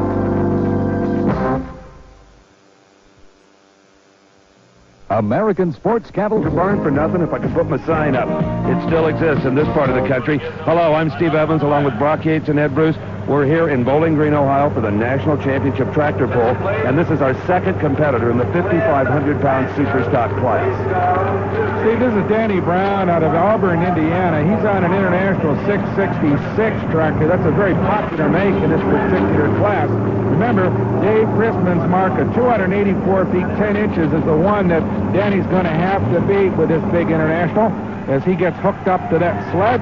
Notice that the rules require that he wear a helmet. Otherwise, he's not particularly heavily armed with safety gear here, Steve. Well, you really don't need it to speed these tractors go, Brock. The driver has the option of positioning the sled wherever he wants it in the starting area. And Danny here put it a little further to the left than the previous puller. Now, you see Danny's right hand on that throttle. Now, it's wide open right now. He's just eased into the power, but he's using everything he's got. He's getting close to the mark previously set by Chrisman. He is going to get by it. Yes, it is Danny Brown with a brand new standard of 293 feet, 9 inches.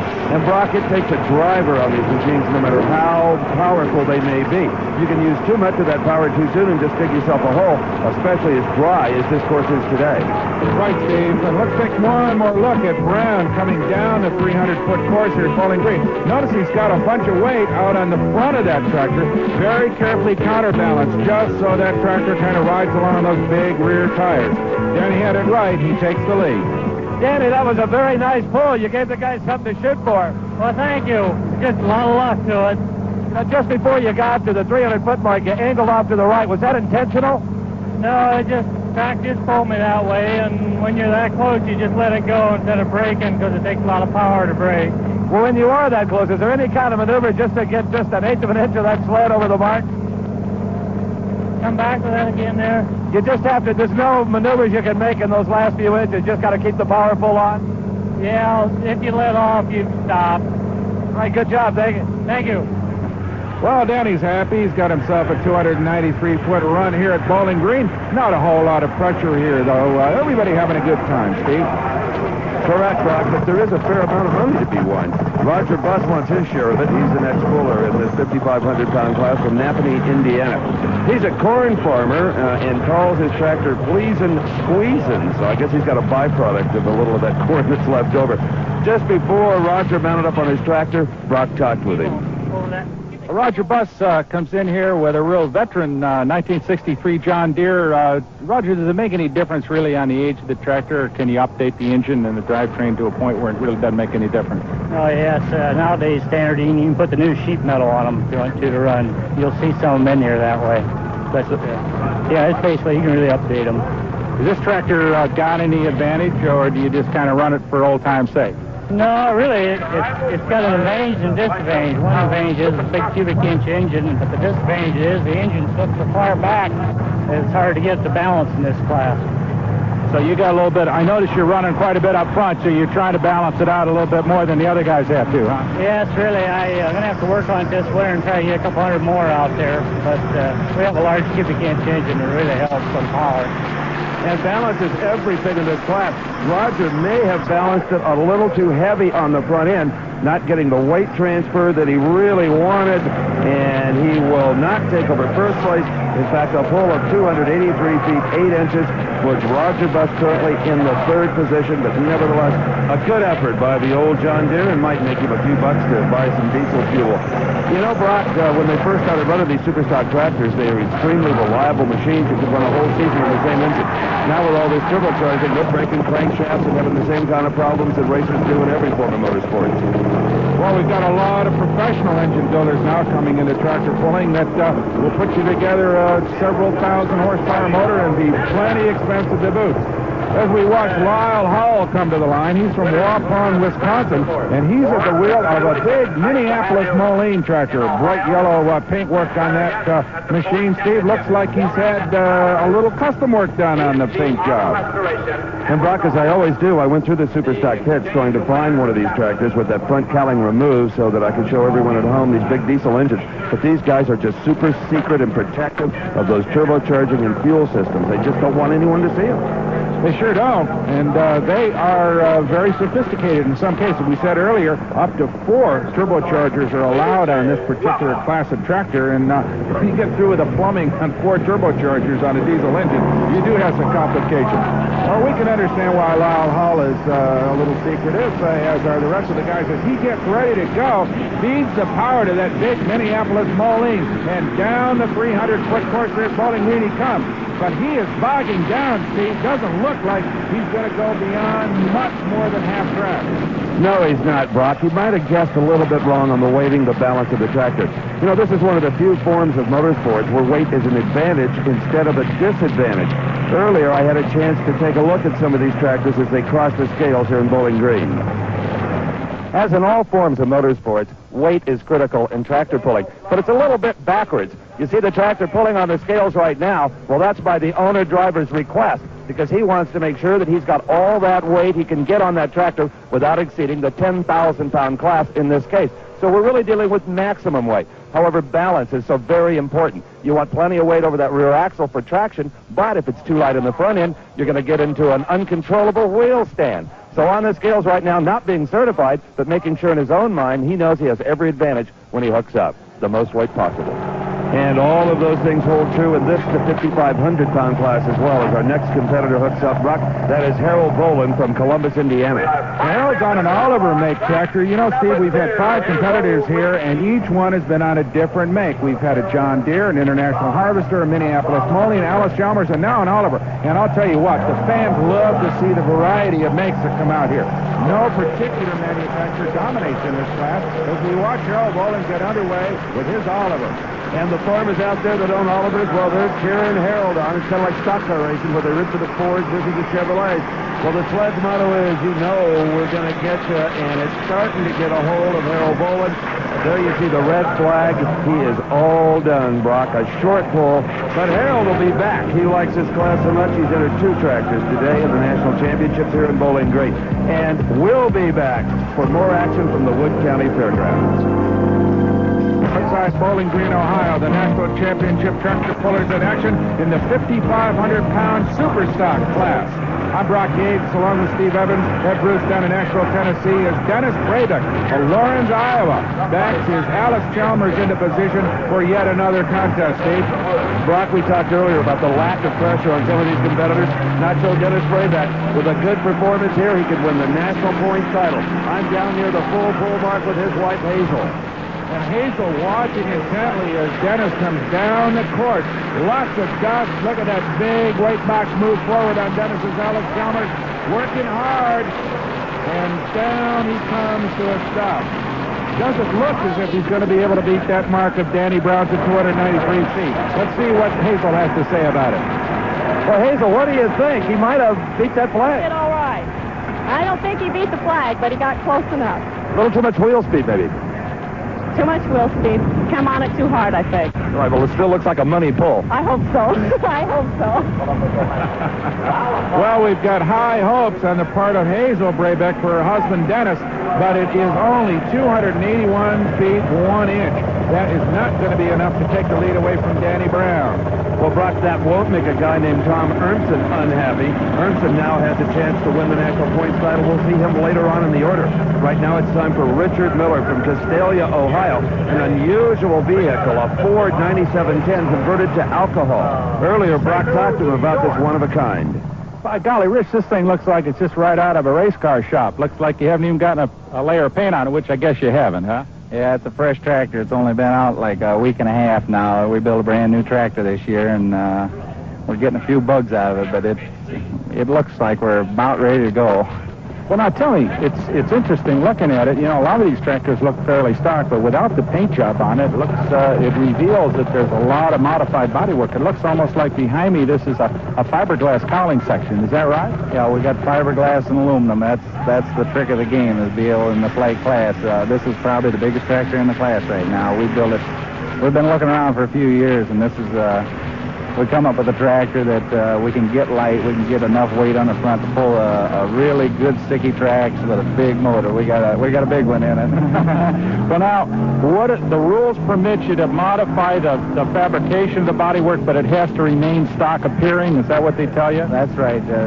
Stock appearance is all they require. Anything underneath it, and inside the same thing. We have a Chrysler Hemi head on this motor here, or a replica of a Chrysler Hemi head on it. It's all aluminum head I built myself, but the head can be changed, but the block has to remain stock. So we stretch the rules as far as we can get them. Boy, he has stretched them to the breaking point on this tractor. You won't see any oily diesel smoke here. Converted to run on alcohol. This is Richard Miller. You heard him say we got a big one in it today. So he's got an awful lot of horsepower and perfectly balanced.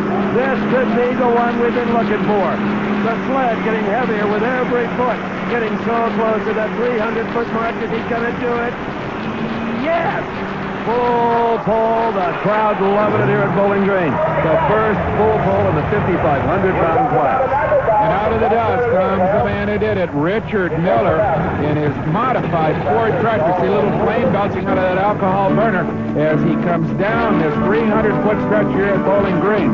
Look at the perfectly balanced front wheels. He's got that weight transfer just right as Richard Miller heads for the line. Now remember, it isn't the tractor that has to get across the line. It's the front of that big sled, and you'll see that he makes it just by a matter of a few inches. No matter, though, it is a full pull. And in this case, an inch is as good as a mile. You can see how close it was. With a tractor so new, it's not even painted. Richard, a fabulous effort. The first full pull in the class. Woo! We're ready to come back now. We don't care what the rest of them do. We get to play with them now. A lot of people felt there were too many bugs in this tractor to be competitive today, and that it was so new. We've shown them. It's close. It may not be perfect yet, but it's close. You've got a unique cylinder head on this motor made by a friend of mine, Ken Vinny, in Ohio. Well, if you know Ken, you know how good the cylinder head is, and we attribute a ton of between that and Riverside Engines and Tiffin, by God, we got us a motor. The Ohio fans are certainly hoping that will hold. Good job. Thank you. Thank you. Is he excited or what? Well, I'll tell you what, some high technologies come into tractor pulling, and that man is doing it, Richard Miller. So, unless Merrill Smith and some of the other competitors can also do a full pull, Miller's the winner. But if somebody else goes full pull as well, we'll have a pull-off, Steve. And I wonder, the way the rules are structured, Brock, if we haven't just seen the handwriting on the wall by Richard Miller, that the conventional diesel engine may be in real trouble.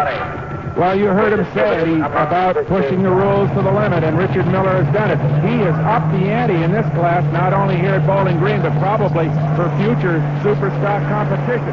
Merrill Smith getting underway, and here's Alice Chalmers, 180. He calls that tractor Old Sparky. Let's see whether or not Old Sparky's got it in him. Sparky is on a strong run here, Brock. This could be a very good pull. A little control problemness. Suddenly the weight bias favors the rear axle, and I think that's what defeated him. Look how close this was to a full pull. That's the mark right in front of you, that red cone. It's a little deceiving. That's a dust shield on the sled. It's really a little bit farther than that, about 2.5 feet, 297.8 feet for Merrill Smith from Franklin, Indiana. Awful close to a full pull. We could have had ourselves a pull-off if Merrill had just a little bit more out of Old Sparky on this particular pass. As we watch Merrill trying to outrun the inevitable. Here comes that box full of 30 tons worth of weight, about to bear down on the skid plate and pull poor Merrill to a halt just a few feet short. Well, for the one, a few inches, Old Sparky would have gone right out the back door on that one. A great pull. That'll put you in the number 2 spot. That's real good. I'm happy with that. Some very smooth driving. I was listening to your throttle hand work, and it was magnificent. Thank you. Appreciate it. Where could a guy go wrong on a pull like that? What could you have done wrong? Anything you were tempted to do that might have got you in trouble? We done just about everything we could do. If we'd had a little bit more horse, we could have went up a gear, but we haven't got it, so we done what we could. Nice job. You had him on your feet with that one. Thanks a lot. Close, but no cigar for Merrill Smith as he moves into second place. But remember, Richard Miller, the only man to full pull here at Bowling Green. As we watch Harold Boland come back up, remember we saw Harold pull about 268.5 feet in his other Oliver. This time he comes to the line with an Oliver S88 tractor, and he is going to try to improve on that other performance. You know, Brock, in the driver's seat, I can't tell if old Harold is smiling or grimacing. Well, I'm sure he's going to grimace unless he pulls better than 268.5 feet. That wasn't too good a performance for him the first time out. And here he comes. Getting a lot of wheel hop on that. I don't think he's going to go anywhere with this one either. Oh, it is way out of balance, Brock. Here comes the weight box. Harold's not going to go much farther. Look at that thing, just a hopping and a jumping. He knows he's all done for it. Just guessed wrong on the weight. Here comes the red flag. Harold waves it off himself. He'd like to forget the whole deal. As you say, a wrong guess on the weight, and that gives him a 244-foot drive.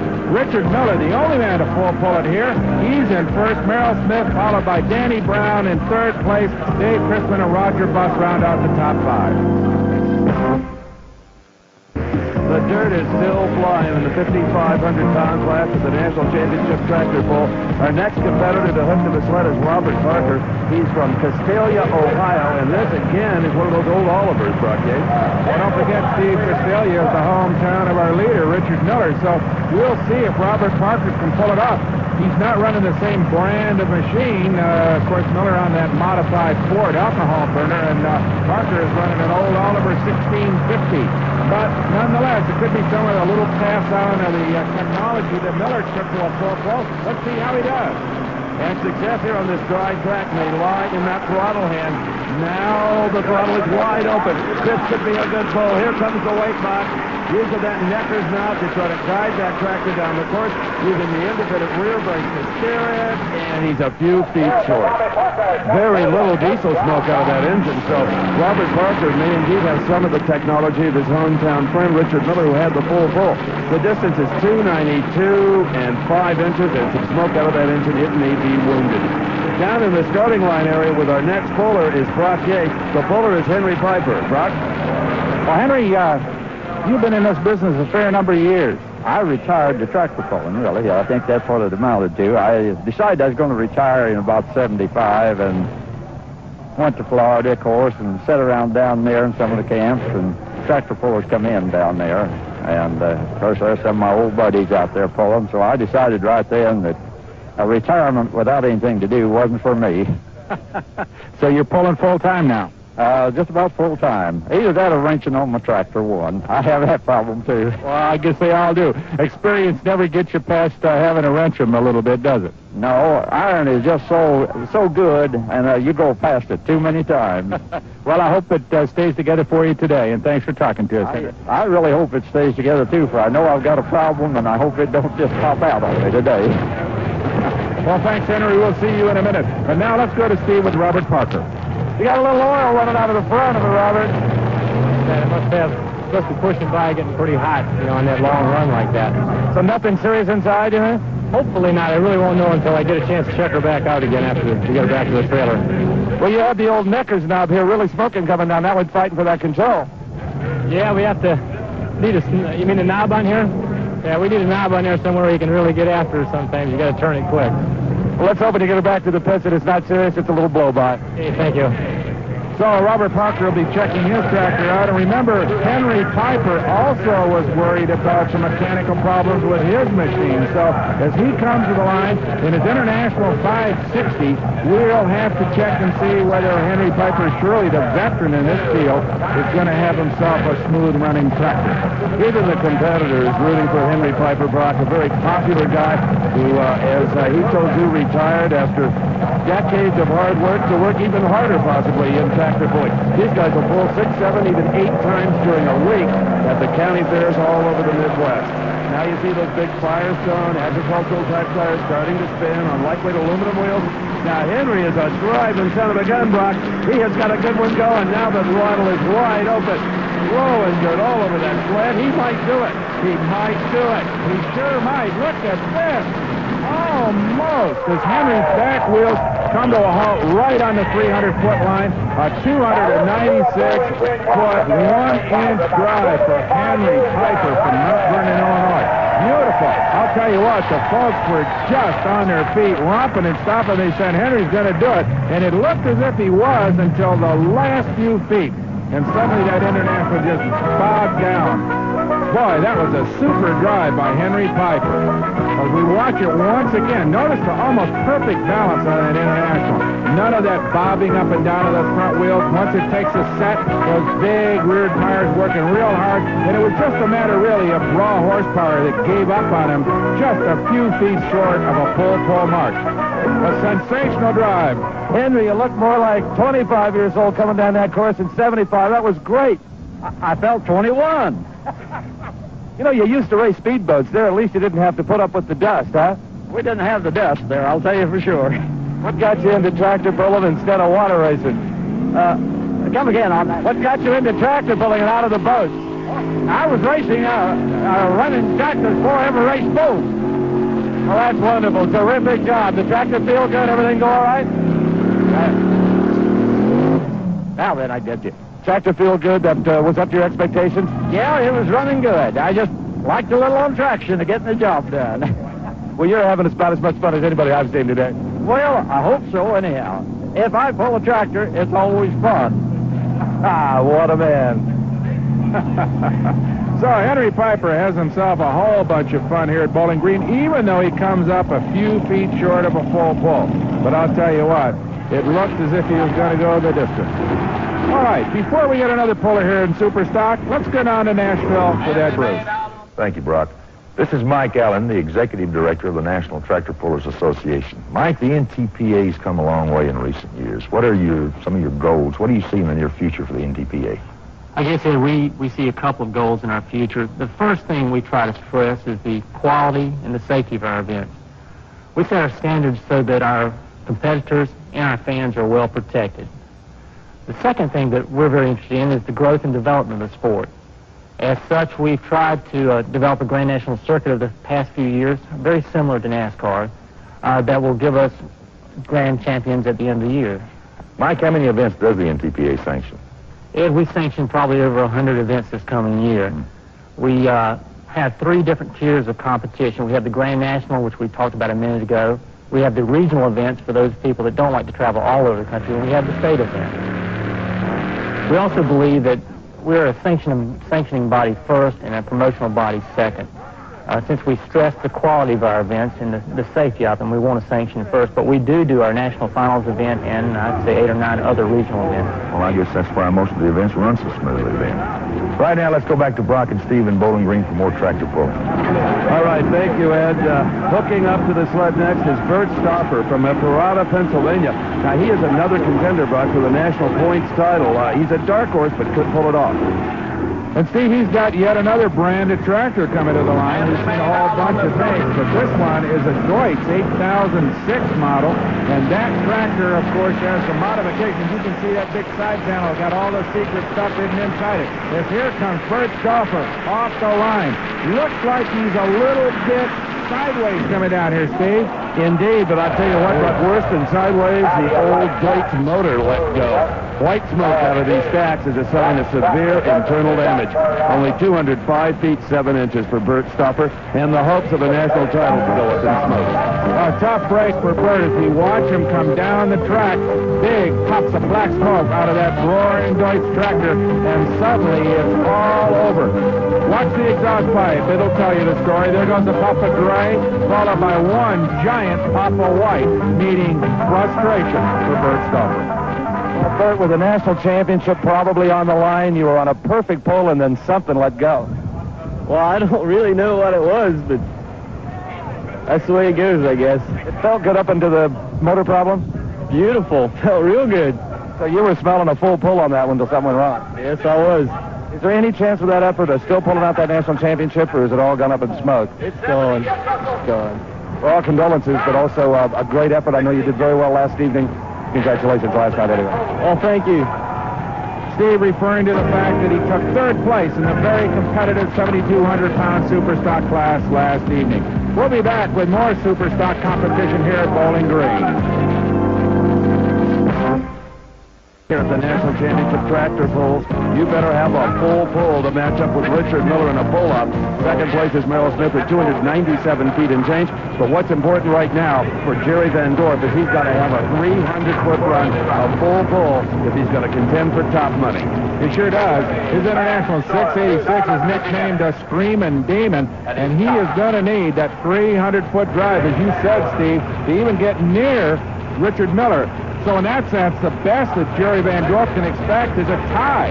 A tie at a full pull will then put him into a pull-off with Richard Miller and perhaps somebody else if they get lucky and get a full pull as well. But right now, Jerry Van Dorp is hoping at the very best to tie Richard Miller. Now, this is a late model international, one of the cleanest tractors anywhere on the ground, and you wonder if maybe he doesn't get a little factory help.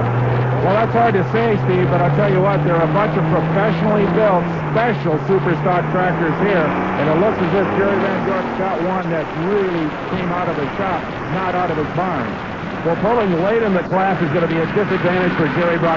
As you can see, the track is continuing to dry up. There's very little traction, and I think that is hurting him here right now. The box transfers and stuff. Instead of his track way short of a full pull. This is not a sport for any driver that might be allergic to dust.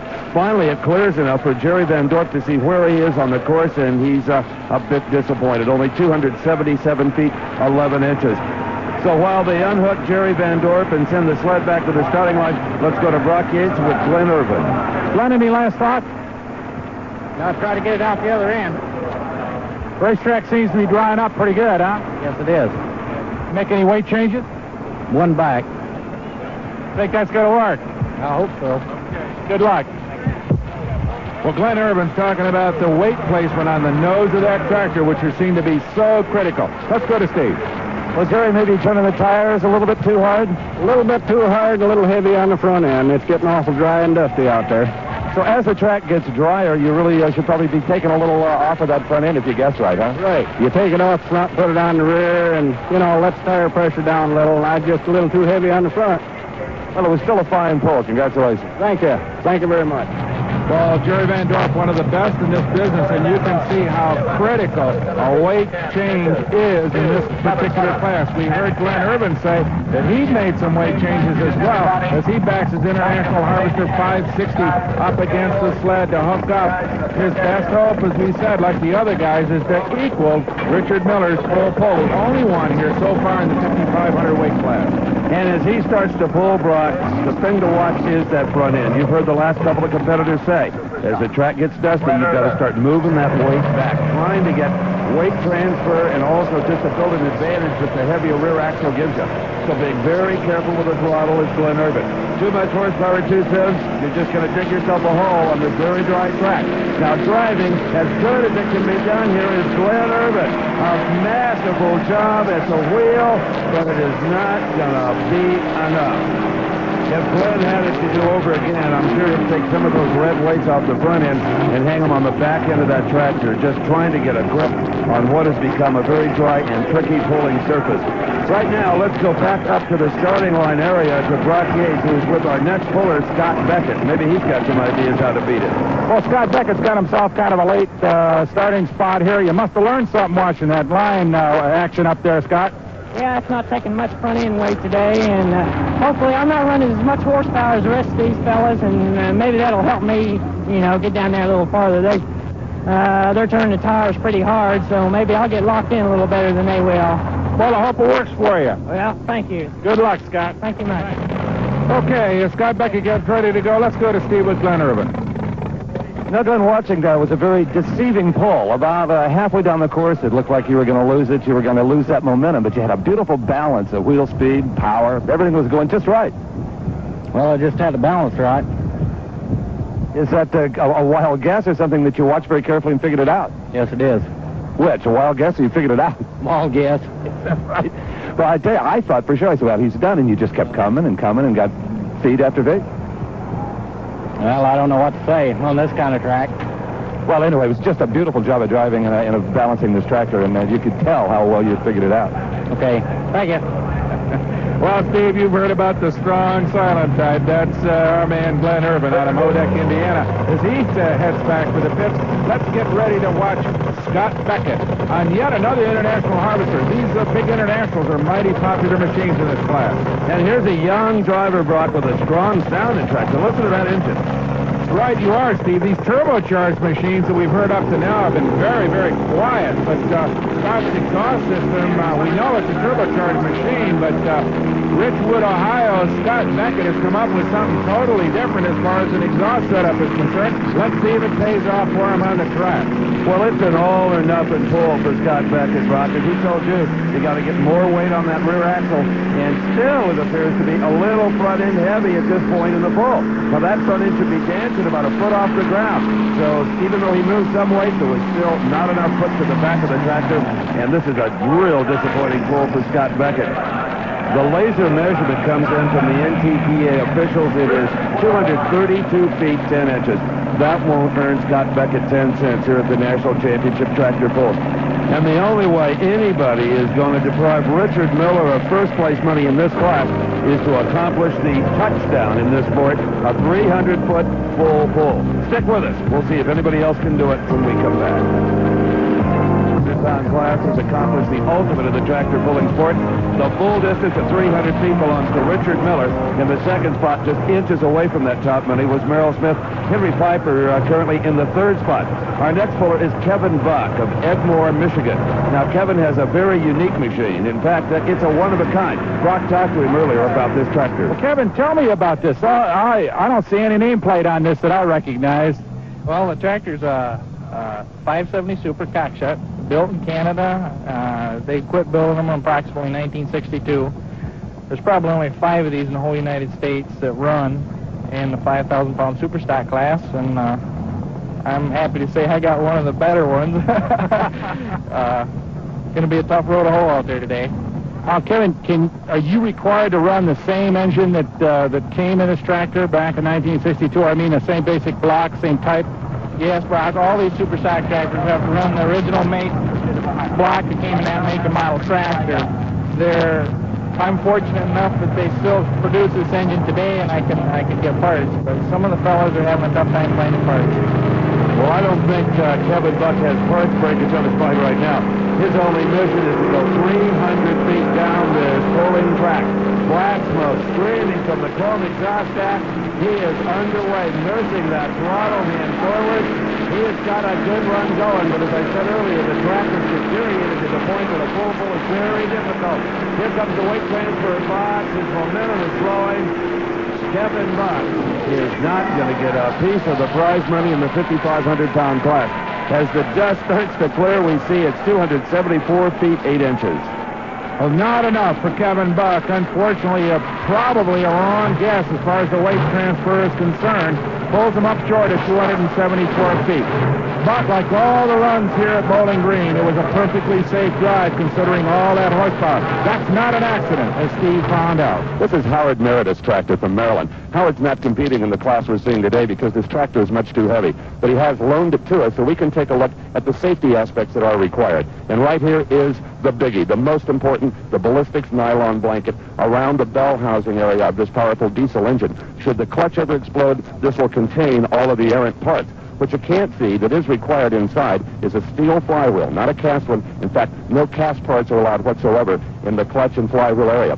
Also up here on the Mammoth exhaust stack, you see these bolts going through? Well, they will slow down any exploding turbo parts so that they don't leave the stack at a high velocity. Also required in the cockpit area is a spring-loaded throttle. Should Howard lose his grip, it will snap back to the idle position. There's more at the rear of the machine. These wheelie bars were first made mandatory 11 years ago, and since that time there has not been a single instance of a tractor flipping over backwards.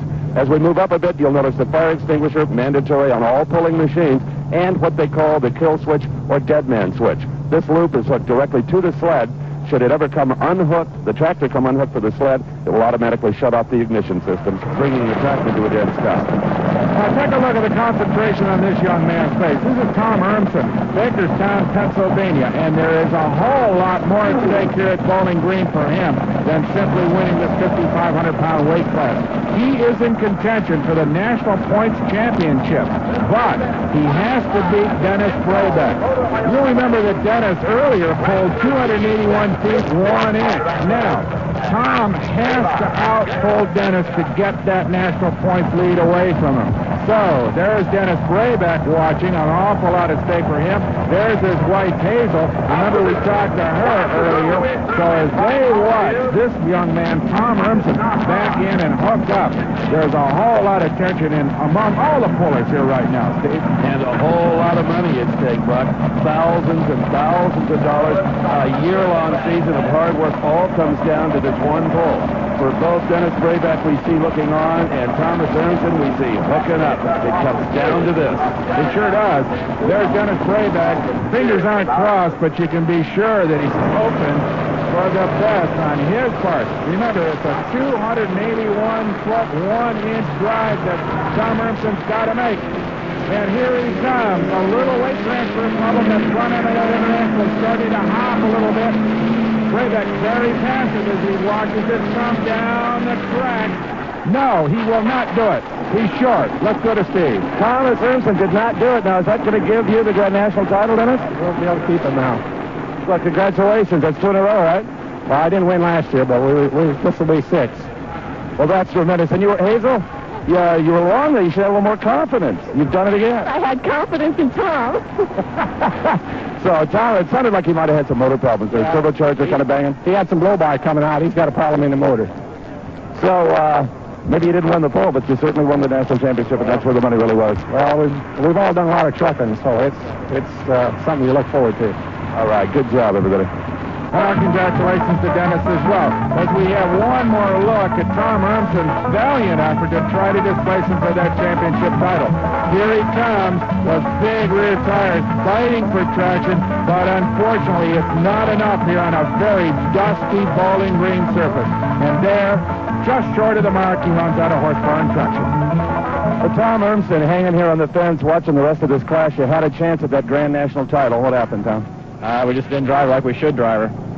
We blew her. Well, Dennis Braybeck and his wife Hazel were down here, and they certainly weren't rooting against you personally, but they were awfully glad to get the money. I'm sure they were concerned. We had a good shot out there. They didn't have the best run, and they're sitting back pretty far in the standing right there in the placings, and we had a good shot, I think, to move up on them and give them a good run for their money. They honestly thought that you might take it out the back door and at least win the pole. We had a chance, that's for sure. We had a good chance at it. We should have done her. She was run all right. I think I just allowed her to get to the sideline a little too soon, and I should have brought her across track a little quicker. And I didn't get on her soon enough to do so. She come to that right sideline, and it was all over from there. Well, thanks a lot, and congratulations on a great season otherwise. All right, thank you. Well, it looks simple, but you can see there's an awful lot to tractor pulling, as Tom Urmson found out. We'll be back with more of the Super Stockers here in Bowling Green. Stick around. In the 5,500-pound class, here's the National Championship tractor pull. The man to beat is Richard Miller, the only one with a full pull. Merrill Smith hoping to collect second-place money with his pull of a little over 297 feet. Our next competitor to hook will be Terry Wood of Fountain City, Indiana. Big old boy aboard a big old Alice Chalmers 190 tractor. Earlier, Brock was back in the pit area, and he found Terry using some ice in his preparation for this pull. He asked him why. Terry Woods is loading on some ice in the last minute. Terry, what's the tactics involved with putting ice in this tank up front here? We use an intercooler, and so we pump ice water into the intercooler to cool a charge air after the turbochargers. We just dump the excess water out of the tank, left a little bit of water in, we'll put some ice with it, and by the time we make the run, the ice will all be melted and the water will be quite warm. The reason being that the cooler the fuel, the more dense it is, and the more efficiency you get, huh? Yeah, basically the cooler the air charge is, the more air you can get in the engine. Right. Okay. So you think what kind of a temperature level are you going to look for by the time you get to the line and at running temperatures?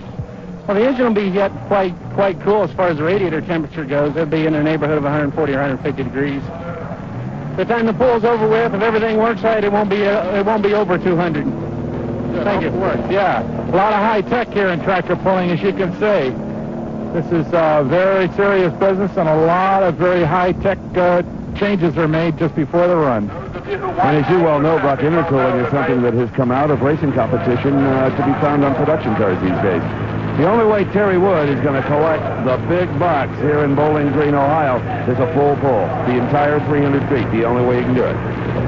Well, the concentration level is high. We've heard earlier, there's a lot to be done. It looks simple. It looks like you just kind of feed some power to those tractors and they just kind of truck down those 300 feet as far as they'll go and then stop. But that's not true.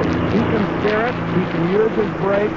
He can move the tractor around to try to find the areas on his course with the most traction. And as we know, there is a severe traction problem. A lot of dust flying off those big rear wheels. As Terry moves very, very close to the outer edge, that could put him off and disqualify him. And he stopped short of the mark.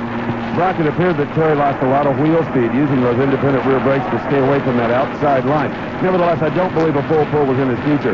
Only 280 feet 8 inches for Terry Wood of Fountain City, Indiana. So as a disappointed Terry sheds himself at the chain, let's go back to the starting area. Brock's with the next to last puller, Jim Acton. Well, Jim, being the next to last man up, you can't tell him that you didn't know what the track was like, at least. That's one excuse you can't use. You can't use, right. But it will change, though. That's really not fair because the truck will change in the course of the event, won't it? That's the bad thing on an afternoon pull. When the sun's like this, it keeps it drying out.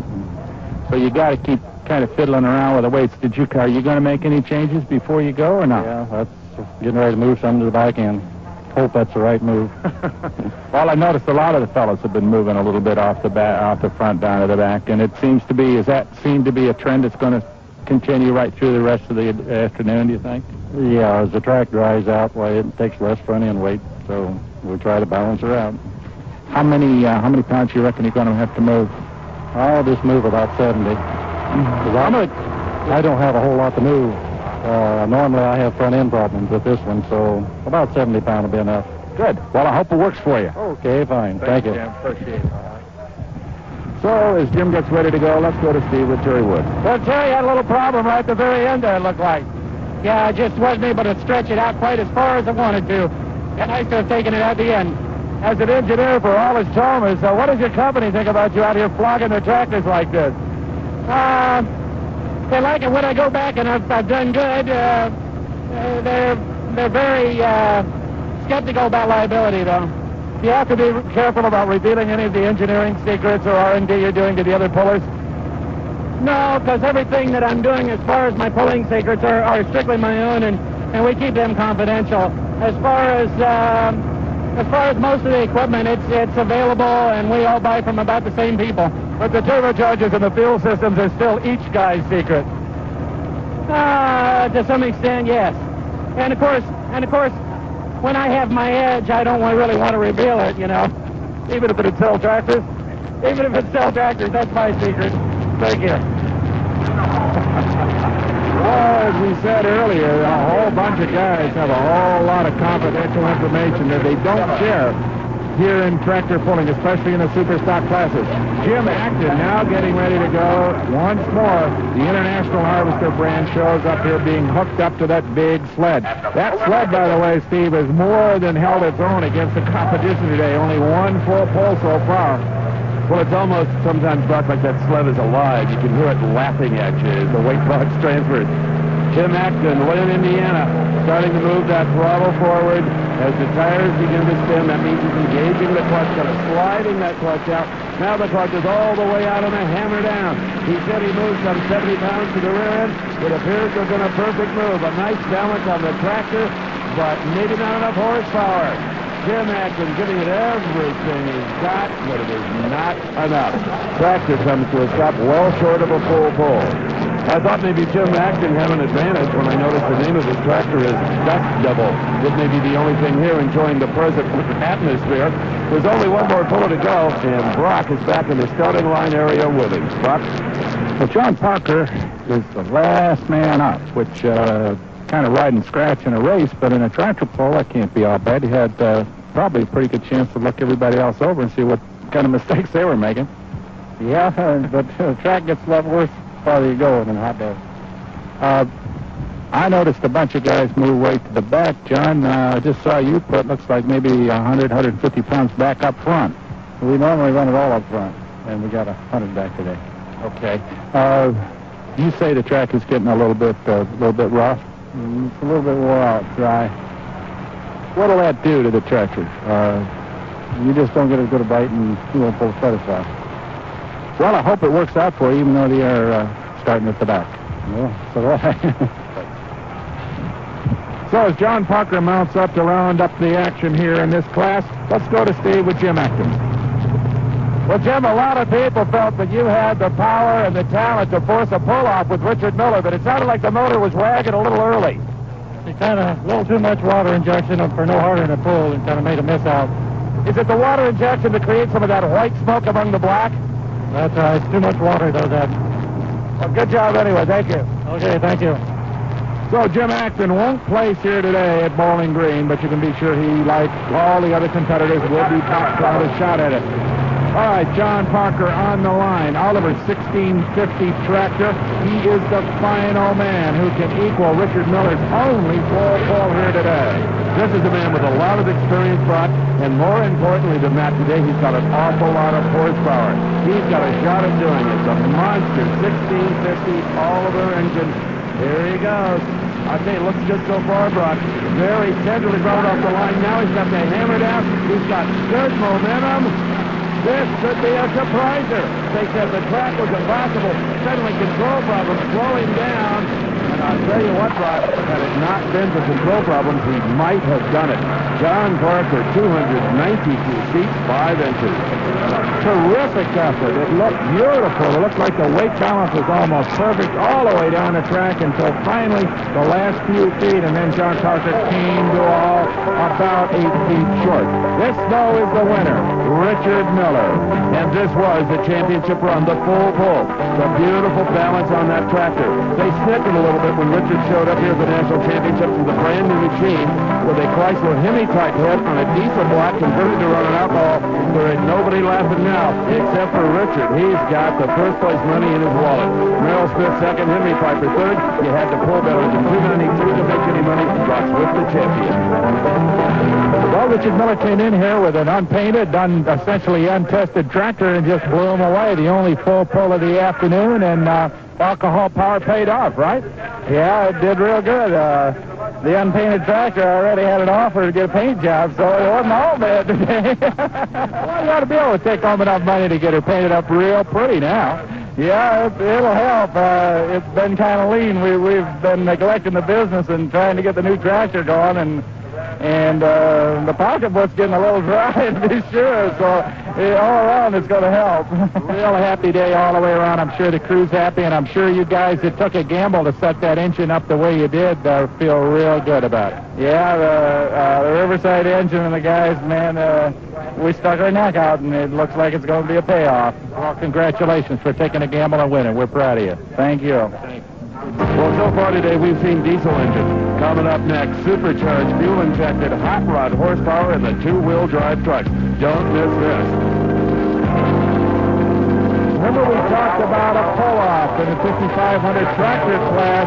Well, we're going to have one right now in the two-wheel drive, 6,200-pound truck class. In fact, we had 10 trucks at full pull in the first round. And I'll tell you what, the boys on the sled are sore. They're packing some extra weight on that old sled. And I'll tell you what, Steve Evans, there are not going to be 10 more of them that'll pull this time. No, sir. And you talk about variety of trucks, Brock. We got everything in this pull-off except the supercharged forklift. Yeah, anything that's two-wheel drive and could theoretically be called a truck will fit into this class. We said earlier, big fuel-burning supercharged engines, a lot more like the kind you'd find on a drag strip than you'd normally expect to see in a barnyard. Well, this is Leo K., and what a gorgeous 84 Chevrolet Step-Star truck. He's out of Bradford, Pennsylvania, and Brock, these trucks actually remind me more of the exhibition wheel standards in drag racing. Kind of the same type of thing. This is a big area Chevrolet-type motor on alcohol fuel, and I'll tell you what, the guys that run this sled aren't going to like this a bit. Going right out the back door with the wheels in the air is Leo K. No question about it. So the extra weight didn't faze him a bit. Leo K. out of Bradford, Pennsylvania, just pulls it right out the back door. Beautiful effort on the part. By the way, an excellently prepared truck, Steve. Oh, yeah, there's not a piece on this truck that's not chromed and polished. Now, you better be able to drive with your independent rear brake guidance system, because seldom are the front wheels on the ground if you're Leo K. in this 84 Chevrolet truck. Perfect pull by Leo K. Well, Leo, a super way to start a pull-off here at Bowling Green. Just took her right out of the park again. Yeah, we have the weight right again, and I hope that's far enough. Well, you can't go any farther than 300 feet, although, boy, you were running real strong. It was a real straight pass for you. Yes, the truck's running good, and everything worked well. It's a good track, too. Well, this pull-off is starting to resemble a car show. From the beautiful black Chevy pickup of Leo K. to this gorgeous old Dodge panel of Jim Brockman. But there's nothing old under the hood, Brockade. Supercharged power here as well. It sure isn't. A great piece of equipment here, and the fans just love these oddball machines that run in this particular class. And remember, everybody pulled full the first time, and let's see if Brockman can do it this time. Boy, he is trucking down that course. Could be another full pull, Steve. I don't think so, Brock. As the door comes open on the driver's side, we see that he is missed by just about a foot, maybe a few inches more than that. Yes, it comes at a 298.4, so that will put Jim Brockman, for the moment anyway, in second place. Talk about your wheel stands. About the only thing Brockman was seeing there was a piece of that yellow hood and a lot of the cloudy sky here in Bowling Green, Ohio. An incredible pull. Well, the old girl was just pointing at the sky most last half of the track. But it looked like she was pulling real good. Yeah, it was pulling real good. We could have had just a touch more weight on there, but normally in the pull-off, you always want to take just a little bit off the nose because normally they're going to hit you just a little harder than what they did now. But we got a couple strong trucks out now, so we'll see what happens, I guess. By hit you a little harder, he means move that weight transfer box faster down the sled anytime you get into a pull-off. Well, hooking up now is Ed Hester. This is a 72 Chevy truck. He calls the coal miner, and that is his occupation in the coal-laden state of Kentucky. Just another beautiful truck. And again, like the truck that we saw Leo K. run, this is one of those flip-top bodies, Steve, so it's really kind of got some funny car heritage in it as well.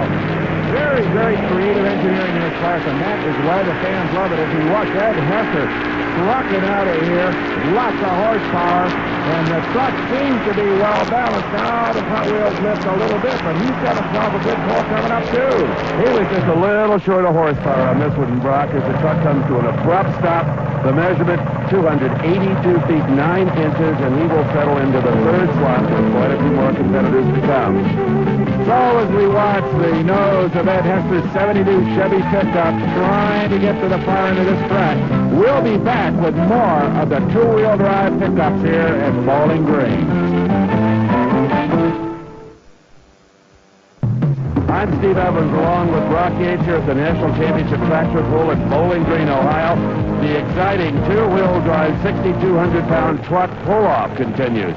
Next to hook to the sled is Wayne Roush. He's out of Dublin, Ohio. Another step-side style pickup. This time it's an 82 Dodge. He calls it the Little Red Truck. Now remember, Wayne is like the rest of the competitors. He is in a pull-off, and the only man so far to go the distance is Leo Kay, the first man in his pull-off. So let's see how Wayne Roush, Dublin, Ohio, can do it. Remember, it's all or nothing now. A full pull or forget it. I don't like his chances, Brock. Here comes that weight-laden box, and it's done a nailing, well short of the full pull mark. He's still got his hammer down on that heavy power, but not enough. Now the big butterflies in the fuel injector slam shut, and it's all over for Wayne Roush. He will be in the fourth spot at 277 feet 1 inch. As we watch those big rear tires of Wayne Roush's pickup grab for traction here at Bowling Green, but unfortunately it just wasn't enough. Ran out of power at 277 feet, and that was it for Wayne. All right, here comes Bruce Hutchison, a very large farmer down in the Ohio River from Patriot, Indiana. Farms over 3,000 acres there. Got a beautiful 82 Chevy El Camino called the Wanderer, an interesting vehicle, and he's a top contender. Right, Steve? I'm with Jill Hutchinson, wife of Bruce, who's currently hooked to the sled. What do you think, Jill? You got two trucks in the pull-off. Can you get them both out? I don't think so. It seems to be pulling awful hard. This doesn't have the motor in it. Well, we've seen one full pull already. It looks good. No, it's going to the left awful hard. Looks good right now. Oh, it's starting to pull the motor down. It's pulling down pretty bad. He got a good run out of it, but I don't think he made her out the end this time. What about the other truck? You've got a double threat here. Oh, I don't know. It's there's a couple of them here pulled ahead of us that I thought would do a lot better than they did. It's pulling them down really bad, about 250 foot. So. Now, Bruce is a world-renowned tractor puller, and still is, but he's got a couple of trucks. Why? He obviously enjoys it. Oh, he enjoys it. I don't know what he'd do if he didn't have his pulley. He'd be awfully bored at home, I think. But yeah, the truck that just ran the Wanderer actually belongs to a fellow in Petersburg, Indiana, named Steve Songer, and we've been driving it and hauling it for a year and a half. And the new truck, the scooter that'll pull later, it belongs to Bruce and Gail Mefford together, and Gail drives it when he can come. So he keeps pretty busy. A nice change of pace with the truck. Right, it's a lot of fun. Good luck with the other one. Thank you.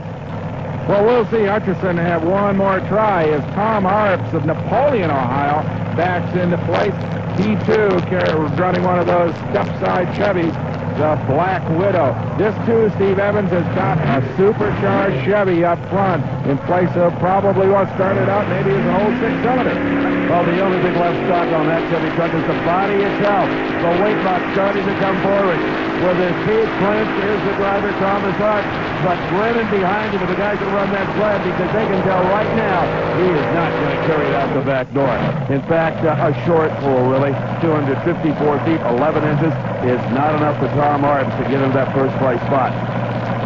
Well, it was just a question of raw physics here as Tom Arps tried to outrun that giant big box, and it just didn't work. First, you can see the front wheels starting to come down. That's a sure sign that he's just running out of power. And the old Chevy Black Widow just didn't do it today. Leo Kay, still the only man with a full pull, followed by Jim Brockman, just a few feet short. The final two-wheel pullers after this. For the final set of pull-off competitors in the 6,200-pound two-wheel drive truck class. Remember Jim Brockman? He came up a little short in the yellow truck called In-Laws and Outlaws, so he went back to the bench and brought out the orange Dodge panel called In-Laws and Outlaws. He is hooked up and has no momentum early on. I think the motor may have gone away in the old Dodge panel. Either that or the sled guys really got serious because he not even going to make it halfway down this course. Well, a little bit over halfway, 151 feet, 6 inches for Jim Brockman. One of the strongest competitors in this particular class, and you have to know that that was just a pure case of engine failure. Jim Brockman not even competitive at the start of this pole, so he's out of it. Unfortunate, but still, though, he's in second place for that other truck. As Jim Crabtree of St. Louisville, Ohio, backs in with his 40 Ford. He's with a highly interested spectator. This is Shirley Crabtree, Jim's wife. How do you feel about this pull-off here, Shirley? Well, it's going to be tough. I don't know what we'll do in it. We're running pretty strong right at the moment. All right, Jim Crabtree off and running. Front end's up nicely. Yeah, it's up good. It's looking good. I don't know. It's starting to pull the motor down. I don't think we're going out. We'll be close. Nope, it did not go out. But Shirley, I've always had a soft spot in my heart for 40 Fords. Tell me about that one. How much of it is original? Okay, it's mostly all original. The body, of course, is, except the frame, the engine, the tires. It was in our garage for about 10 years, and we decided we better do something with it or put it back in the junkyard where it came from. Well, a fine effort, and you win some money here just making a pull-off. Yes, we will. I don't know where we'll place, but it'll be in the top 10 because there was 10 that went out. So Jim and Shirley Crabtree will take a few bucks home to St. Louisville, but they're not close to Leo K, who leads it. But here is a man that possibly could contest Leo K for the lead, Bruce Hutcherson. And he is known to hardcore pulling fans more for his exploits in the modified tractor class, his big 5-engine famous Macon Bacon Special. But here he is for the second time in this pull-off. This is the Super Scooter, an 83 Dodge mini truck body. But what really matters is what is underneath that body. Alcohol, supercharged, Hemi horsepower in a sophisticated tube chassis. He had a great start, but now it is starting to wane. Keeping the hammer down to suspending those front wheels up in the air is Bruce Hutcherson, but it is not going to be enough, as everyone in the crowd can tell. 272 feet, 7 inches. Bruce Hutcherson will not win the pull-off. As you look at the butterflies and the fuel injection flat and wide open, you know that Bruce Hutcherson used every ounce of horsepower that engine could develop. Hard to say why it didn't make the grade. Well, Bruce, 272 feet, that's got to be a disappointment for you. Yeah, and that, it seems to hook up good, and the power seemed to stay up, but it just didn't go. I don't know what. Maybe I run right down somebody's tracks. You never know. Was it traction or just lack of power that finally put you down? I must have been a lack of traction. The motor seemed to stay up real good, didn't pull down. I don't know. Sled was too heavy. Well, it's supposed to be when you get in a pull-off situation. All right, let's not have any trouble in the stands because we've got a paddy wagon on hand with us. This is Larry Keever of Lincolnton, North Carolina, a 65 Jeep called Hot Pursuit. One thing's for sure, Brock, Larry Keever has no visibility problems. He sure doesn't. And he doesn't have any prisoners in the back of that thing either. That's full of 500 cubic inches of supercharged Hemi engine. As the paddy wagon tries to make it, but it won't be. He comes down with a thud well short of the mark, 254 feet. Not enough. And there's nobody left to challenge the victor. Well, here's the winner of the two-wheel drive truck class, Leo K. And Leo, a full pull, you were the first in the pull-off, and then you have to nervously wait it out while a whole bunch of guys tried to knock you out of the box. I knew In-Laws and Outlaws almost made it. They almost were about 18 inches short is all. Well, I talked to Curly here just before he pulled in the paddy wagon, and he said he'd blow the motor up to race you again or to get to pull with you again. Well, that was that Aries motor, and Bill Humphrey built the truck, and that's all I can say. It's just a good truck. And a quality piece of equipment. There's nothing there that isn't first class. No, it's a first-class truck. How many pulls would you go through a year with your truck? Well, I'm new on this two-wheel. This year, I've probably been at 10 national pulls. Well, congratulations. That was a nice effort here. We enjoyed all of the truck. Thank you. And our thanks to all the folks here at Bowling Green for a great day of pulling. I'm Brock Yates, along with Steve Evans and Ed Bruce down in Nashville. Thanks for joining us. The executive producer for American Sports Cavalcade is Harvey M. Pallage. Produced and directed by John B. Mullen. Promotional consideration provided for and a fee paid by the Style Auto World Championship Team, the nation's premier source of fast lane fashion. Style Auto, the champion's choice for the style of your life. The American Sports Cavalcade is a presentation of Diamond P Sports.